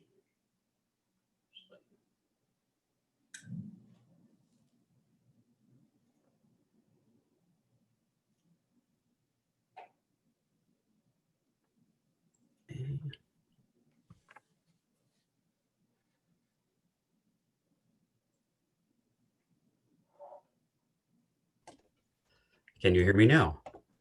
Yes, it can. Excellent. Thank you very much. My name is Ian McLaren, 247 Sterling Road, Toronto, M6R2B2. I am agent for the owners. I think the owners spoke very eloquently to that. We've read the report and agree with staff's comments on that. I would also note that we do now have a septic permit in place that was issued September 1st. Just speaking to that comment earlier in the when they read out, and otherwise I'm here to answer any questions that you may have.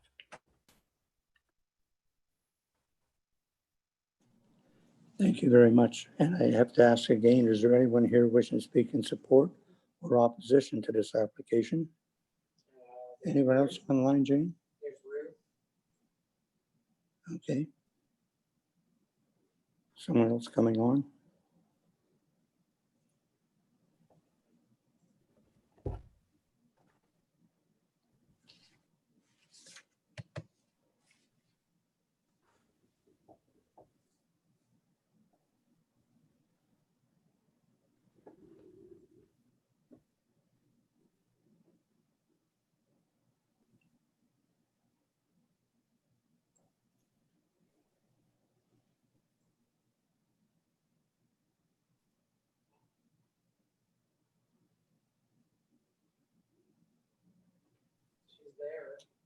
Okay. Can you unmute?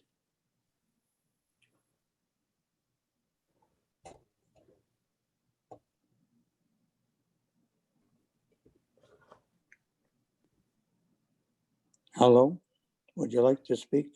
Please unmute.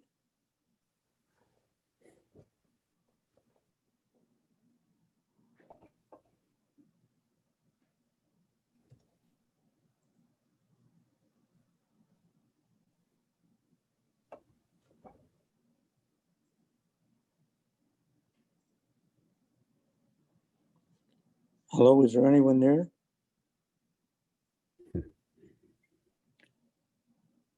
Are they trying to get in, Jane? Oh, she's in. He's in? Yeah, it's weird. Ishikawa. Would you like to speak, please?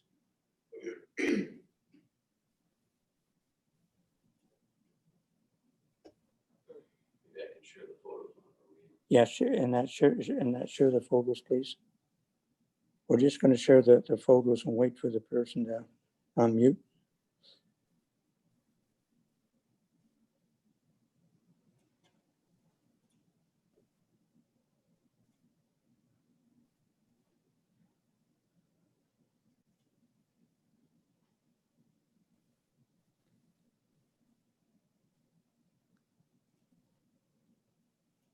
Okay, I think you can go back now, David, to the gallery, please.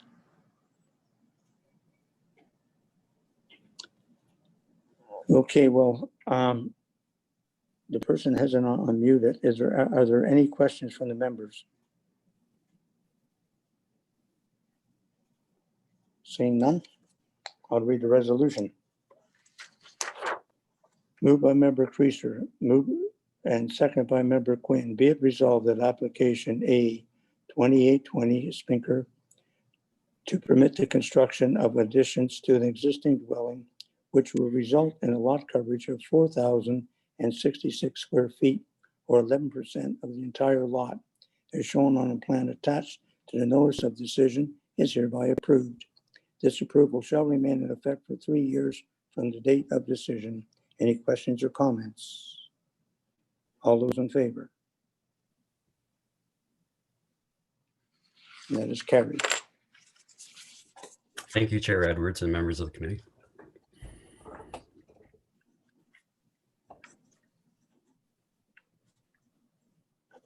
I have the reasons. I think it's good planning. We're getting rid of the bunkie that was tied together by a walkway. It will look better. I had concerns about a septic, and that was answered, and he had lots of neighbor support.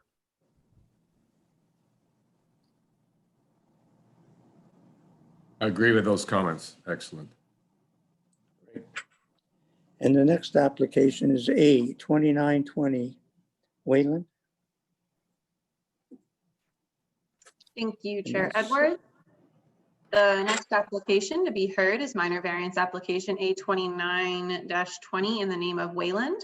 The subject property is known municipally as 2 Severn River, SR2-401. I would direct committee's attention to the submitted site plan on page 158 of the agenda package. The purpose and effect of the application is summarized as follows. The applicant proposes to reconstruct and expand the existing dwelling. The proposed dwelling will be set back 34.3 feet from the high water mark. The required front yard setback is 50 feet. The required variance is 15.7 feet. Notice of this public hearing under the Planning Act was circulated 18 days in advance, and 6 submissions have been received to date. The first submission is by Neil Donald, the Township's Chief Building Official. The Development Services Department has no Ontario Building Code objections. The second submission is by Ken Becking, the Township's Director of Public Works. The Public Works Department has no objections. The third submission is by Diane Johns, an immediate neighbor to the south. The submission is as follows.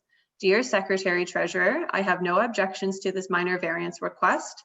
I am very pleased that the subject building is being redeveloped, as for many years it has been deteriorating. Also, the neighbors are delighted that a monster cottage is not in the plans. Sincerely, Diana Johns. The fourth submission is by Frank and Judy Luke, immediate neighbors to the north. The submission is as follows. We are Frank and Judy Luke, owners of the property on the north side of the Waylands property. We are absolutely supportive of the rebuild of the current structure on the Wayland property as the current structure is in disrepair. We are pleased that the proposed new structure is modest and not a monster-sized cottage. We are also pleased that using much of the current cottage footprint will result in less tree removal than the new cottage on another site. From our point of view, we are thrilled that they are rebuilding thoughtfully and in a careful manner to preserve the cottage feel. Sincerely, Frank and Judy Luke. Lot 17, Concession 30. The fifth submission is by Kathy and John Ball, neighboring property owners. The submission is as follows. We have no concerns related to the plans for the property mentioned above. They wish to preserve the property as much as possible while meeting the needs of their family. There is much sentimental attachment for the property due to it being owned by their extended family for approximately 75 years. But modernization is needed. Sincerely, Kathy and John Bell. The sixth submission is by Greg Goy, a neighboring property owner. This submission is as follows. Thank you for mailing me notice of this important committee of adjustment meeting, which will deal with a minor variance to the property near me. I am in support of granting the variance and have no objections to it.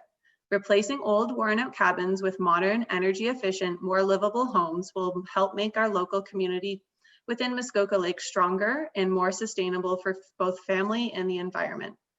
In my opinion, the requested variance is so minor, it should not have any more issues or consequences compared to the building footprint of the current structure. I urge committee members to approve the requested minor variance. Thank you for the opportunity to comment on this important variance application. Greg Goy, Cane Lake, Township of Muskoka Lakes, 9 SR-0401. The seventh submission is by Deborah and David Brennan, neighboring property owners. The submission is as follows. We are fully appraised of the above application, its intentions and detailed building plans. We support the approval of said application, provided every effort will be made to minimize associated noise with this project, and the Township of Muskoka Lakes construction bylaws are adhered to. The project, when completed, will enhance the visual appeal from the channel on which it is located. Sincerely, Deborah and David Brennan.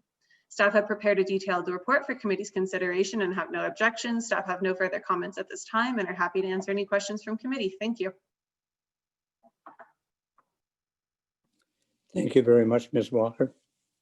Is the applicant or applicant's agent here wishing to speak on this? Owner, okay.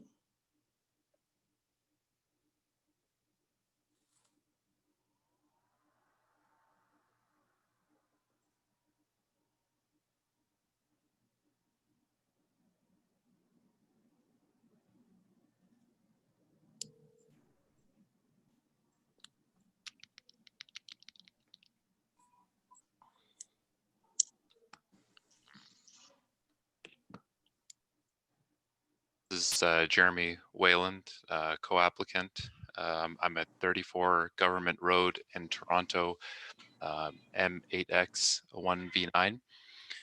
Thank you for hearing our minor variance application.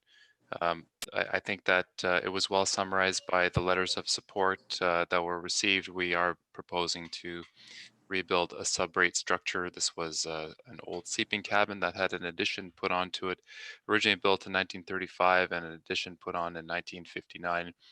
It's uninsulated. It's quite small and insufficient for a family of 5. And we do intend, to respect, the environment and not removing trees and having this cottage blend in as much as possible. This is the 4th generation of cottaging in this area, and we're very sensitive, to respecting the requirements of the neighbors and the environment. So but it is something that we do need to do because we're unable to live in the dwelling as it is.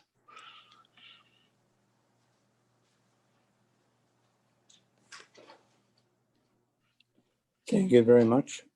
I'll have to ask, is there anyone else here wishing to speak in support of this application? Or is there anyone wishing to speak in opposition to this application? And I'm told there's no one else wishing to speak on this. Are there questions from the members?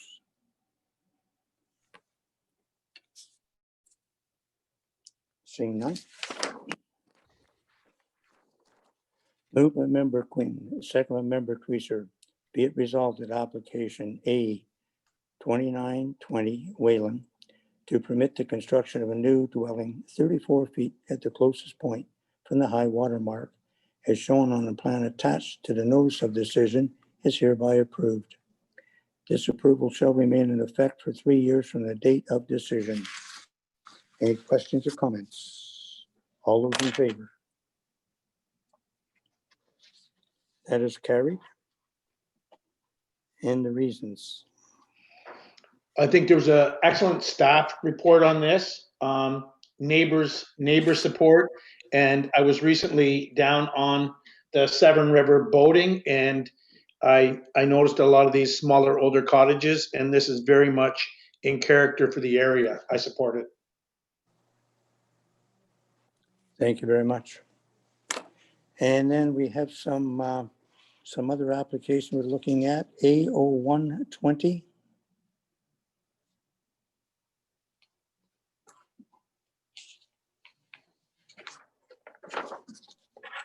I believe that's Mr. Sharp, yep.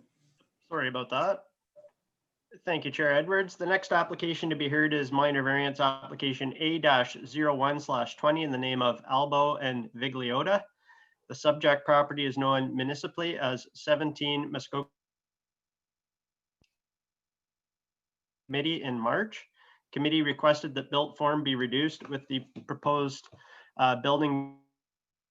The applicant has now submitted a revised site plan and drawings beginning on page 169 of the agenda package. I have prepared a detailed report for committee's consideration. The applicants have reduced the ground floor area of the proposed building from 975 square feet to 5 square feet. A variance from lot coverage requirements is no longer required. Note that the upper level floor area complies with the floor area requirements for a sleeping cabin. It is noted that the use is proposed to change from storage to a sleeping cabin in the future. Relief is still required to permit a new building on a existing lot of record with an undersized frontage. The property has 97 feet of lot frontage, whereas a minimum lot frontage of 100 feet is required to be a building lot. No new submissions have been received. Staff have no objections, and I have no further comments to add at this questions from committee. Thank you very much. Thank you, Mr. Sharp. Is there the agent or applicant wishing to speak on this? The owner's here. The owner, okay.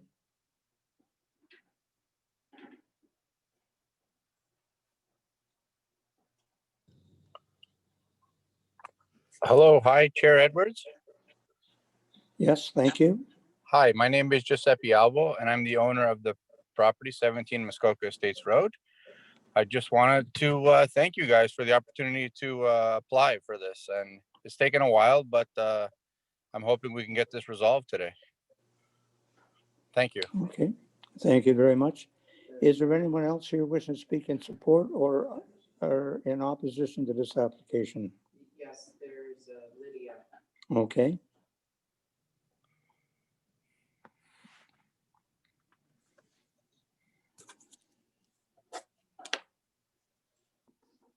Just waiting for someone else to come on the line. Hello. Yes. Hi. Yeah, my mother is the owner next door to the property. A couple of things. There was never a notice posted on the property about the variance. The other issue was we were just notified of the Zoom call because my brother sent an email to Mr. Bryce about the addition. And he did send an email to Mr. Bryce about the trees that have been removed on the property. So the main thing is that, you know, we would like to just have more vegetation so that the garage is not so visible from the road, because it's basically been a cleared grass area now. So you just see grass. So with another big structure, you don't have any trees. So that's our main concern, the vegetation, and to have more tree planting so that the, you know, it's not just a big garage visible from the road. Mr. He Sharp? does have a large cottage. And plus the other thing is the cottage is for sale. So, you know, I don't know if that should be taken into account as well. It's been listed for sale. Thank you. Mr. Sharp, would you like to comment? I just want, for the benefit of committee, make a submission initially when the application was first heard. And I did follow up with last week, I believe it was last Wednesday, in an email just identifying that the application was returning and giving a summary of the changes and revisions that were proposed as part of the revised application. I don't recall getting an email from Mr. Golubov after that about any tree removal. I just did a quick search in my email. I haven't received any emails. So I just wanted to put that out there for committee's consideration. Okay, it was sent to Mr. Bryce. So from Jordan Golubov about the trees and the vegetation.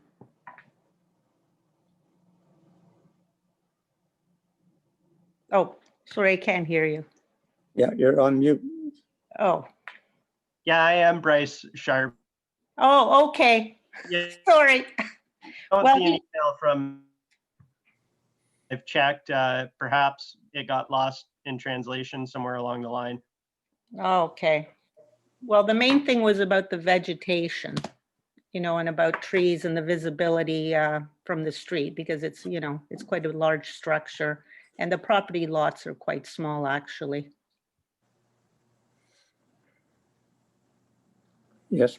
So just one further committee, if they're wishing to approve the to impose a condition for a site plan agreement along with securities for plantings on the backyard, might satisfy some of Mr. Sharp, actually, it is in there. So it has been added. Okay. Is there any questions from the members? Seeing none? The original agenda report required a site plan agreement, and I think that should be It's entered on. into. It's on there. Yeah. When I read March it. 9th. Yeah, well, that's on the March 9th one, not the recent one. The one I'm going to read it. I'll read it. Then, if you have any questions, you can bring it up. Okay. And this was dated September the 14th. Moved by member Quinn, second by member Bottomsworth. Be it resolved that application A0120 to permit the construction of a garage with storage or a sleeping cabin on the second floor with the following variances hereby approved. 1, to permit a 2-story garage with a storage or sleeping cabin on the second floor on an undersized lot. This variance is granted as shown on the plan attached to the notice of decision and subject to the following conditions. 1, that a site plan agreement be entered into along with securities for plantings. This agreement is to be registered on title. This approval shall remain in effect for 3 years from the date of decision. Any questions or comments on that? Yes. Perhaps we could add into that motion plantings at the front and the rear. Well, as long as it's a site plan agreement, Mr. Sharp knows, I believe Mr. Sharp, will that cover? Or do you want to add it extra? Just clarify for the benefit of committee, I think what may be causing some of the confusion is initially one of the requested variances was for lot coverage, and staff had included a recommendation for site plan control and plantings. However, in the most recent revised report, I was comfortable removing that requirement, but did note that it was an option to committee if they were looking to approve the app. I believe the resolution that you just read included the requirement for site plan. Yes. Yeah, I just read it. It said that site plan agreement be entered into along with securities for plantings. This agreement is to be registered on title. Okay. You know enough that it's around the garage as well as the front. Do you need that added? No, I don't believe we do. I think we can handle that on our end. Thanks. And that, David, that's covered there? You'll make note of that? Okay, it is noted that will be other ones. Yes, Mr. Quinn. If this is to become a sleeping cabin, would there be plumbing allowed in that building? And would the septic be able to handle that in its present location? Or should that be addressed? So if this becomes a sleeping cabin in the future, it would be required to be a change of use permit issued by the building branch within 3 years, because there's a sunset clause for variances. They expire after 3 years from the date of the decision. So if the upper level is intended to change from a storage use to a sleeping cabin use, there is a process that would need to be followed in consultation with staff in the building branch. And as part of the change of use permit, they would review the servicing requirements to make sure that everything was adhered to in the Ontario Building Code. Yes, Mr. Barnes. Yes, sir. For you, Mr. Chair, if the property is in fact for sale, perhaps we should put it on title that addition is storage only, so that any new owners would be made aware of that during the purchase process. And that would committee like that added? Pardon? Yes. Yes, Mr. Sharp. I would just note storage use is permitted in the upper level of the 2-story garage. And I believe the intent is at some change the use to, as I indicated, that would be required to be done within 3 years. If we were fading in and out. register something on title indicating that the upper level needed to be a storage use. If they were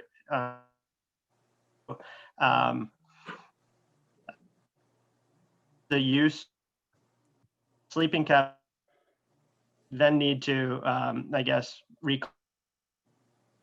registered agreement. So I guess I just throw it out there that may cause some complications down the road if committee were to take that approach. Okay, my internet is cutting in and out here, so I Yes, apologize. it is. We noticed that.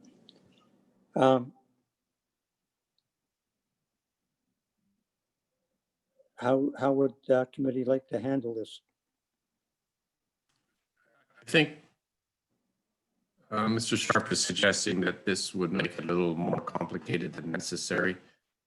We do know how storage spaces get converted to living space throughout the township, so it's not an uncommon problem. I was just trying to make it a little bit tighter, but if it creates too many complications, I'm not pressed for it.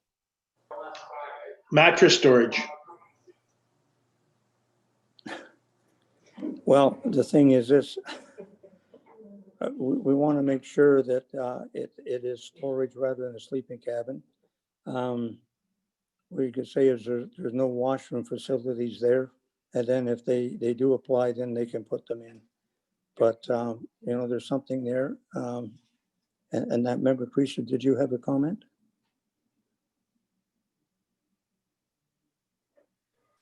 I think we should trust the process of the building department to take care of the change of use that may occur.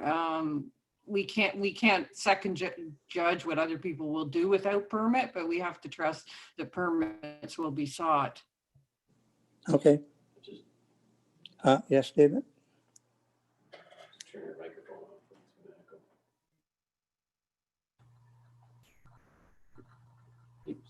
Just to clarify a few things, I think what Mr. Sharp was indicating, unfortunately, his audio is cutting in and out.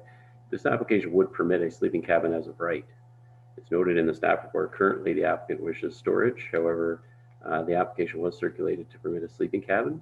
The zoning would permit that, except for the 3 feet deficient in frontage, which is what's before you. So again, that's just to be clear for committee that this application would allow a sleeping cabin in the second story. As Mr. Sharp indicated in response to member Quinn's question, plumbing would be permitted in that structure. When they wish to convert it from storage to sleeping cabin, they'll have to apply for a change in use permit. Septic capacity would be analyzed at that time, as well as all other Ontario Building Code requirements. So just wanted to make that clear. It's not a complicated or difficult process to put an agreement on title that the structure only be used for non-habitable space. But I just wanted to clarify in this case, that's specifically not what they're applying for.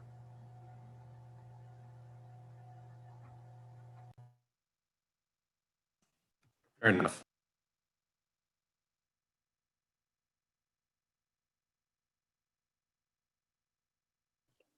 Mr. Pink, if they were to put a washroom in there at this point, would they not have to make sure that the septic would accept it? So it would be looked at one way or the other, even if it's a storage and with a washroom in there. Okay, any other questions or comments? All those in favor? That is carried.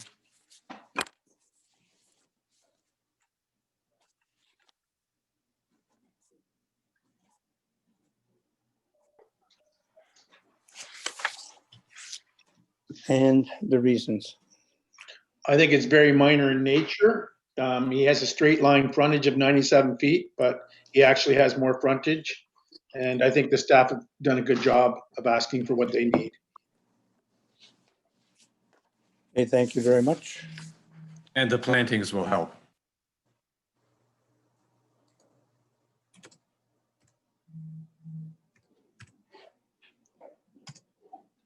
And the last application is A 1120 McNiece. Thank you, Chair Edwards. The next application to be heard is minor variance application A-11-20 in the name of McNiece. The subject property is known municipally as 1112 Bruce Lake Drive. The application was deferred at the August 10th meeting. The committee requested the lot area be confirmed, that the side yard setback be increased, and that the tree preservation on the lot be considered more thoroughly. The lot area has been confirmed and a revised application has been submitted, and it can be found on page 189 of the agenda package. The applicant proposes to reconstruct the main dwelling. The proposed dwelling will result in a lot coverage of 8.8%. The applicant has reduced slightly the area of the cottage to meet this 8.8%. The maximum permitted lot coverage is 8%, so the variance requested is 0.8%. The original proposal required a variance for a reduced side yard setback. This variance is no longer required. The submission has been made by the applicant, Derek McNiece, and he wishes me to read his submission to the committee. One moment. Dear Committee of Adjustment, I want to thank you for giving me a deferral from the August 10th meeting and to give me a chance to answer all the questions and look for the best solution for all. The first thing I did after the long meeting last month was to call Sandy Boss and ask him for his advice. He tutored me on all septic system bylaws, and he suggested I simply place the new cottage exactly where I want and then swallow the large expense of redoing my septic system. I wasn't super keen on spending 15 grand more than on a new septic system, but I was super keen on saving the 4 huge trees that surrounded the new cottage footprint. Apparently my current septic system is 1,272 square feet. Sandy Boss explained to me that I could replace the septic system in as little as 338 square feet, which means I can rebuild the septic system at the top half of the current septic system and simply push it to the top of the property, having little effect on the limited location of the new cottage build because of septic system setbacks. I then had an arborist come to the property the following weekend and give me his expert advice. Then I mapped out the exact location of the 5 major trees that surround the new cottage site. I then drew a map of the property to scale and placed the trees at exact location. Next, I cut out an exact to scale cottage and started moving it around on the property like a jigsaw puzzle. About 15 minutes later, I had a eureka moment when I realized instead of putting the cottage 10 feet from the oak tree towards the lake, I placed the cottage 10 feet from the oak tree towards the center of the property. However, then the other huge trees on the property came into play, as I knew they would. After 10 more minutes of fiddling, I successfully centered the cottage amongst all 5 trees. This is the exact reason I appear to be wishy-washy when I asked for a 56-foot setback from the lake last time. I knew the trees would come into play. Plus, I was worried about the septic system setbacks as well. With this new location, no trees need to be cut down, and I no longer need the side lot setback relief, which I am sure will please my lovely neighbor. I also decreased the size of my cottage by 65 square feet. It will now only be 1,312 square feet. I am still requesting 8.8% lot coverage. My previous numbers were based on the township numbers. I have no intention of disputing their previous survey, and I had the lot at 0.38 acres. Apparently it is only 0.366 acres. To summarize, since the last meeting, I have eliminated Nancy Watt's concerns, and I have shrunk the cottage 65 square feet. I have taken on $15,000 of extra cost to save all the trees on the property, which are really the entire reason for most bylaws. I ask of you that you grant me the 56 feet from the lake setback, taking into consideration the existing cottage is only 48 feet 7 inches from the lake. And of course, all trees can be saved with this granted request. It should be noted that 1/4 of the cottage will be over 66 feet from the lake. The only lingering questions might be, what about tree D? And this is referring to the map of trees.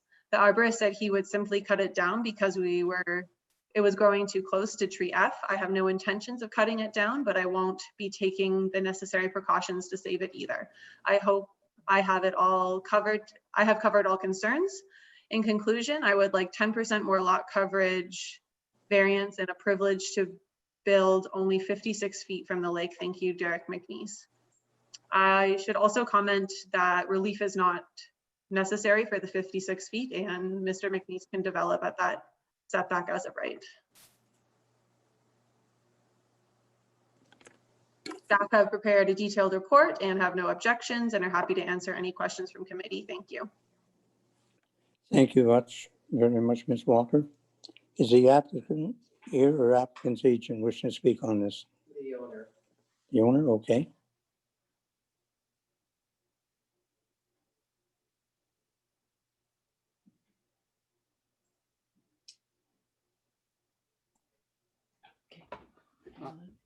I'm here. I think the letter was pretty detailed. Any questions by any of you?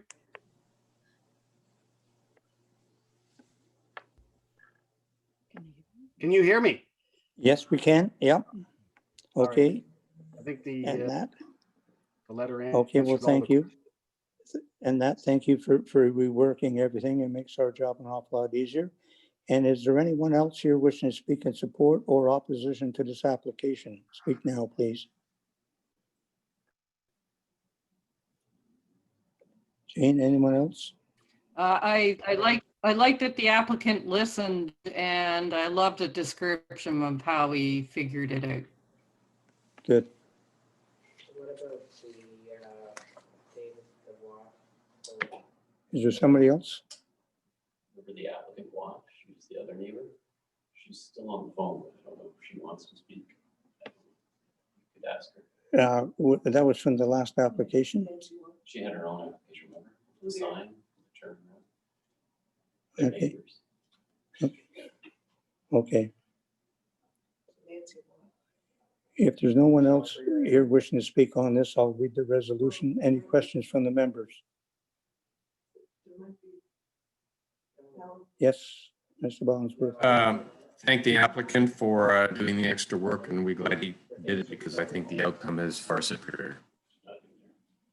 Okay, thank you.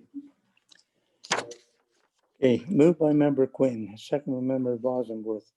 Be it resolved that application A 1120 McNiece to permit the construction of a new dwelling and reduce the size of the existing shed, which will result in a lot coverage on the entire lot to be 1,403 square feet or 8.8%, as shown on a plan attached to the notice of decision, is hereby approved. This approval shall remain in effect for 3 years from the date of decision. Any questions or comments? All those in favor? And that is carried. Reasons?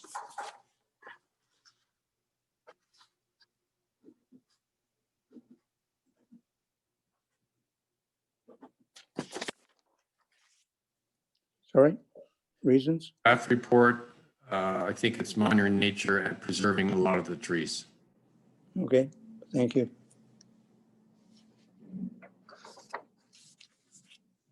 And David, is there anything else? I don't think there's anything that I have. So I read the next motion. Moved by member Bosworth, second by member Treacer, being resolved that the meeting adjourned at 11:24. All those in favor? Thank you. Thank you very much for your patience, and we'll see you at the next meeting. Thank you. Look forward to it.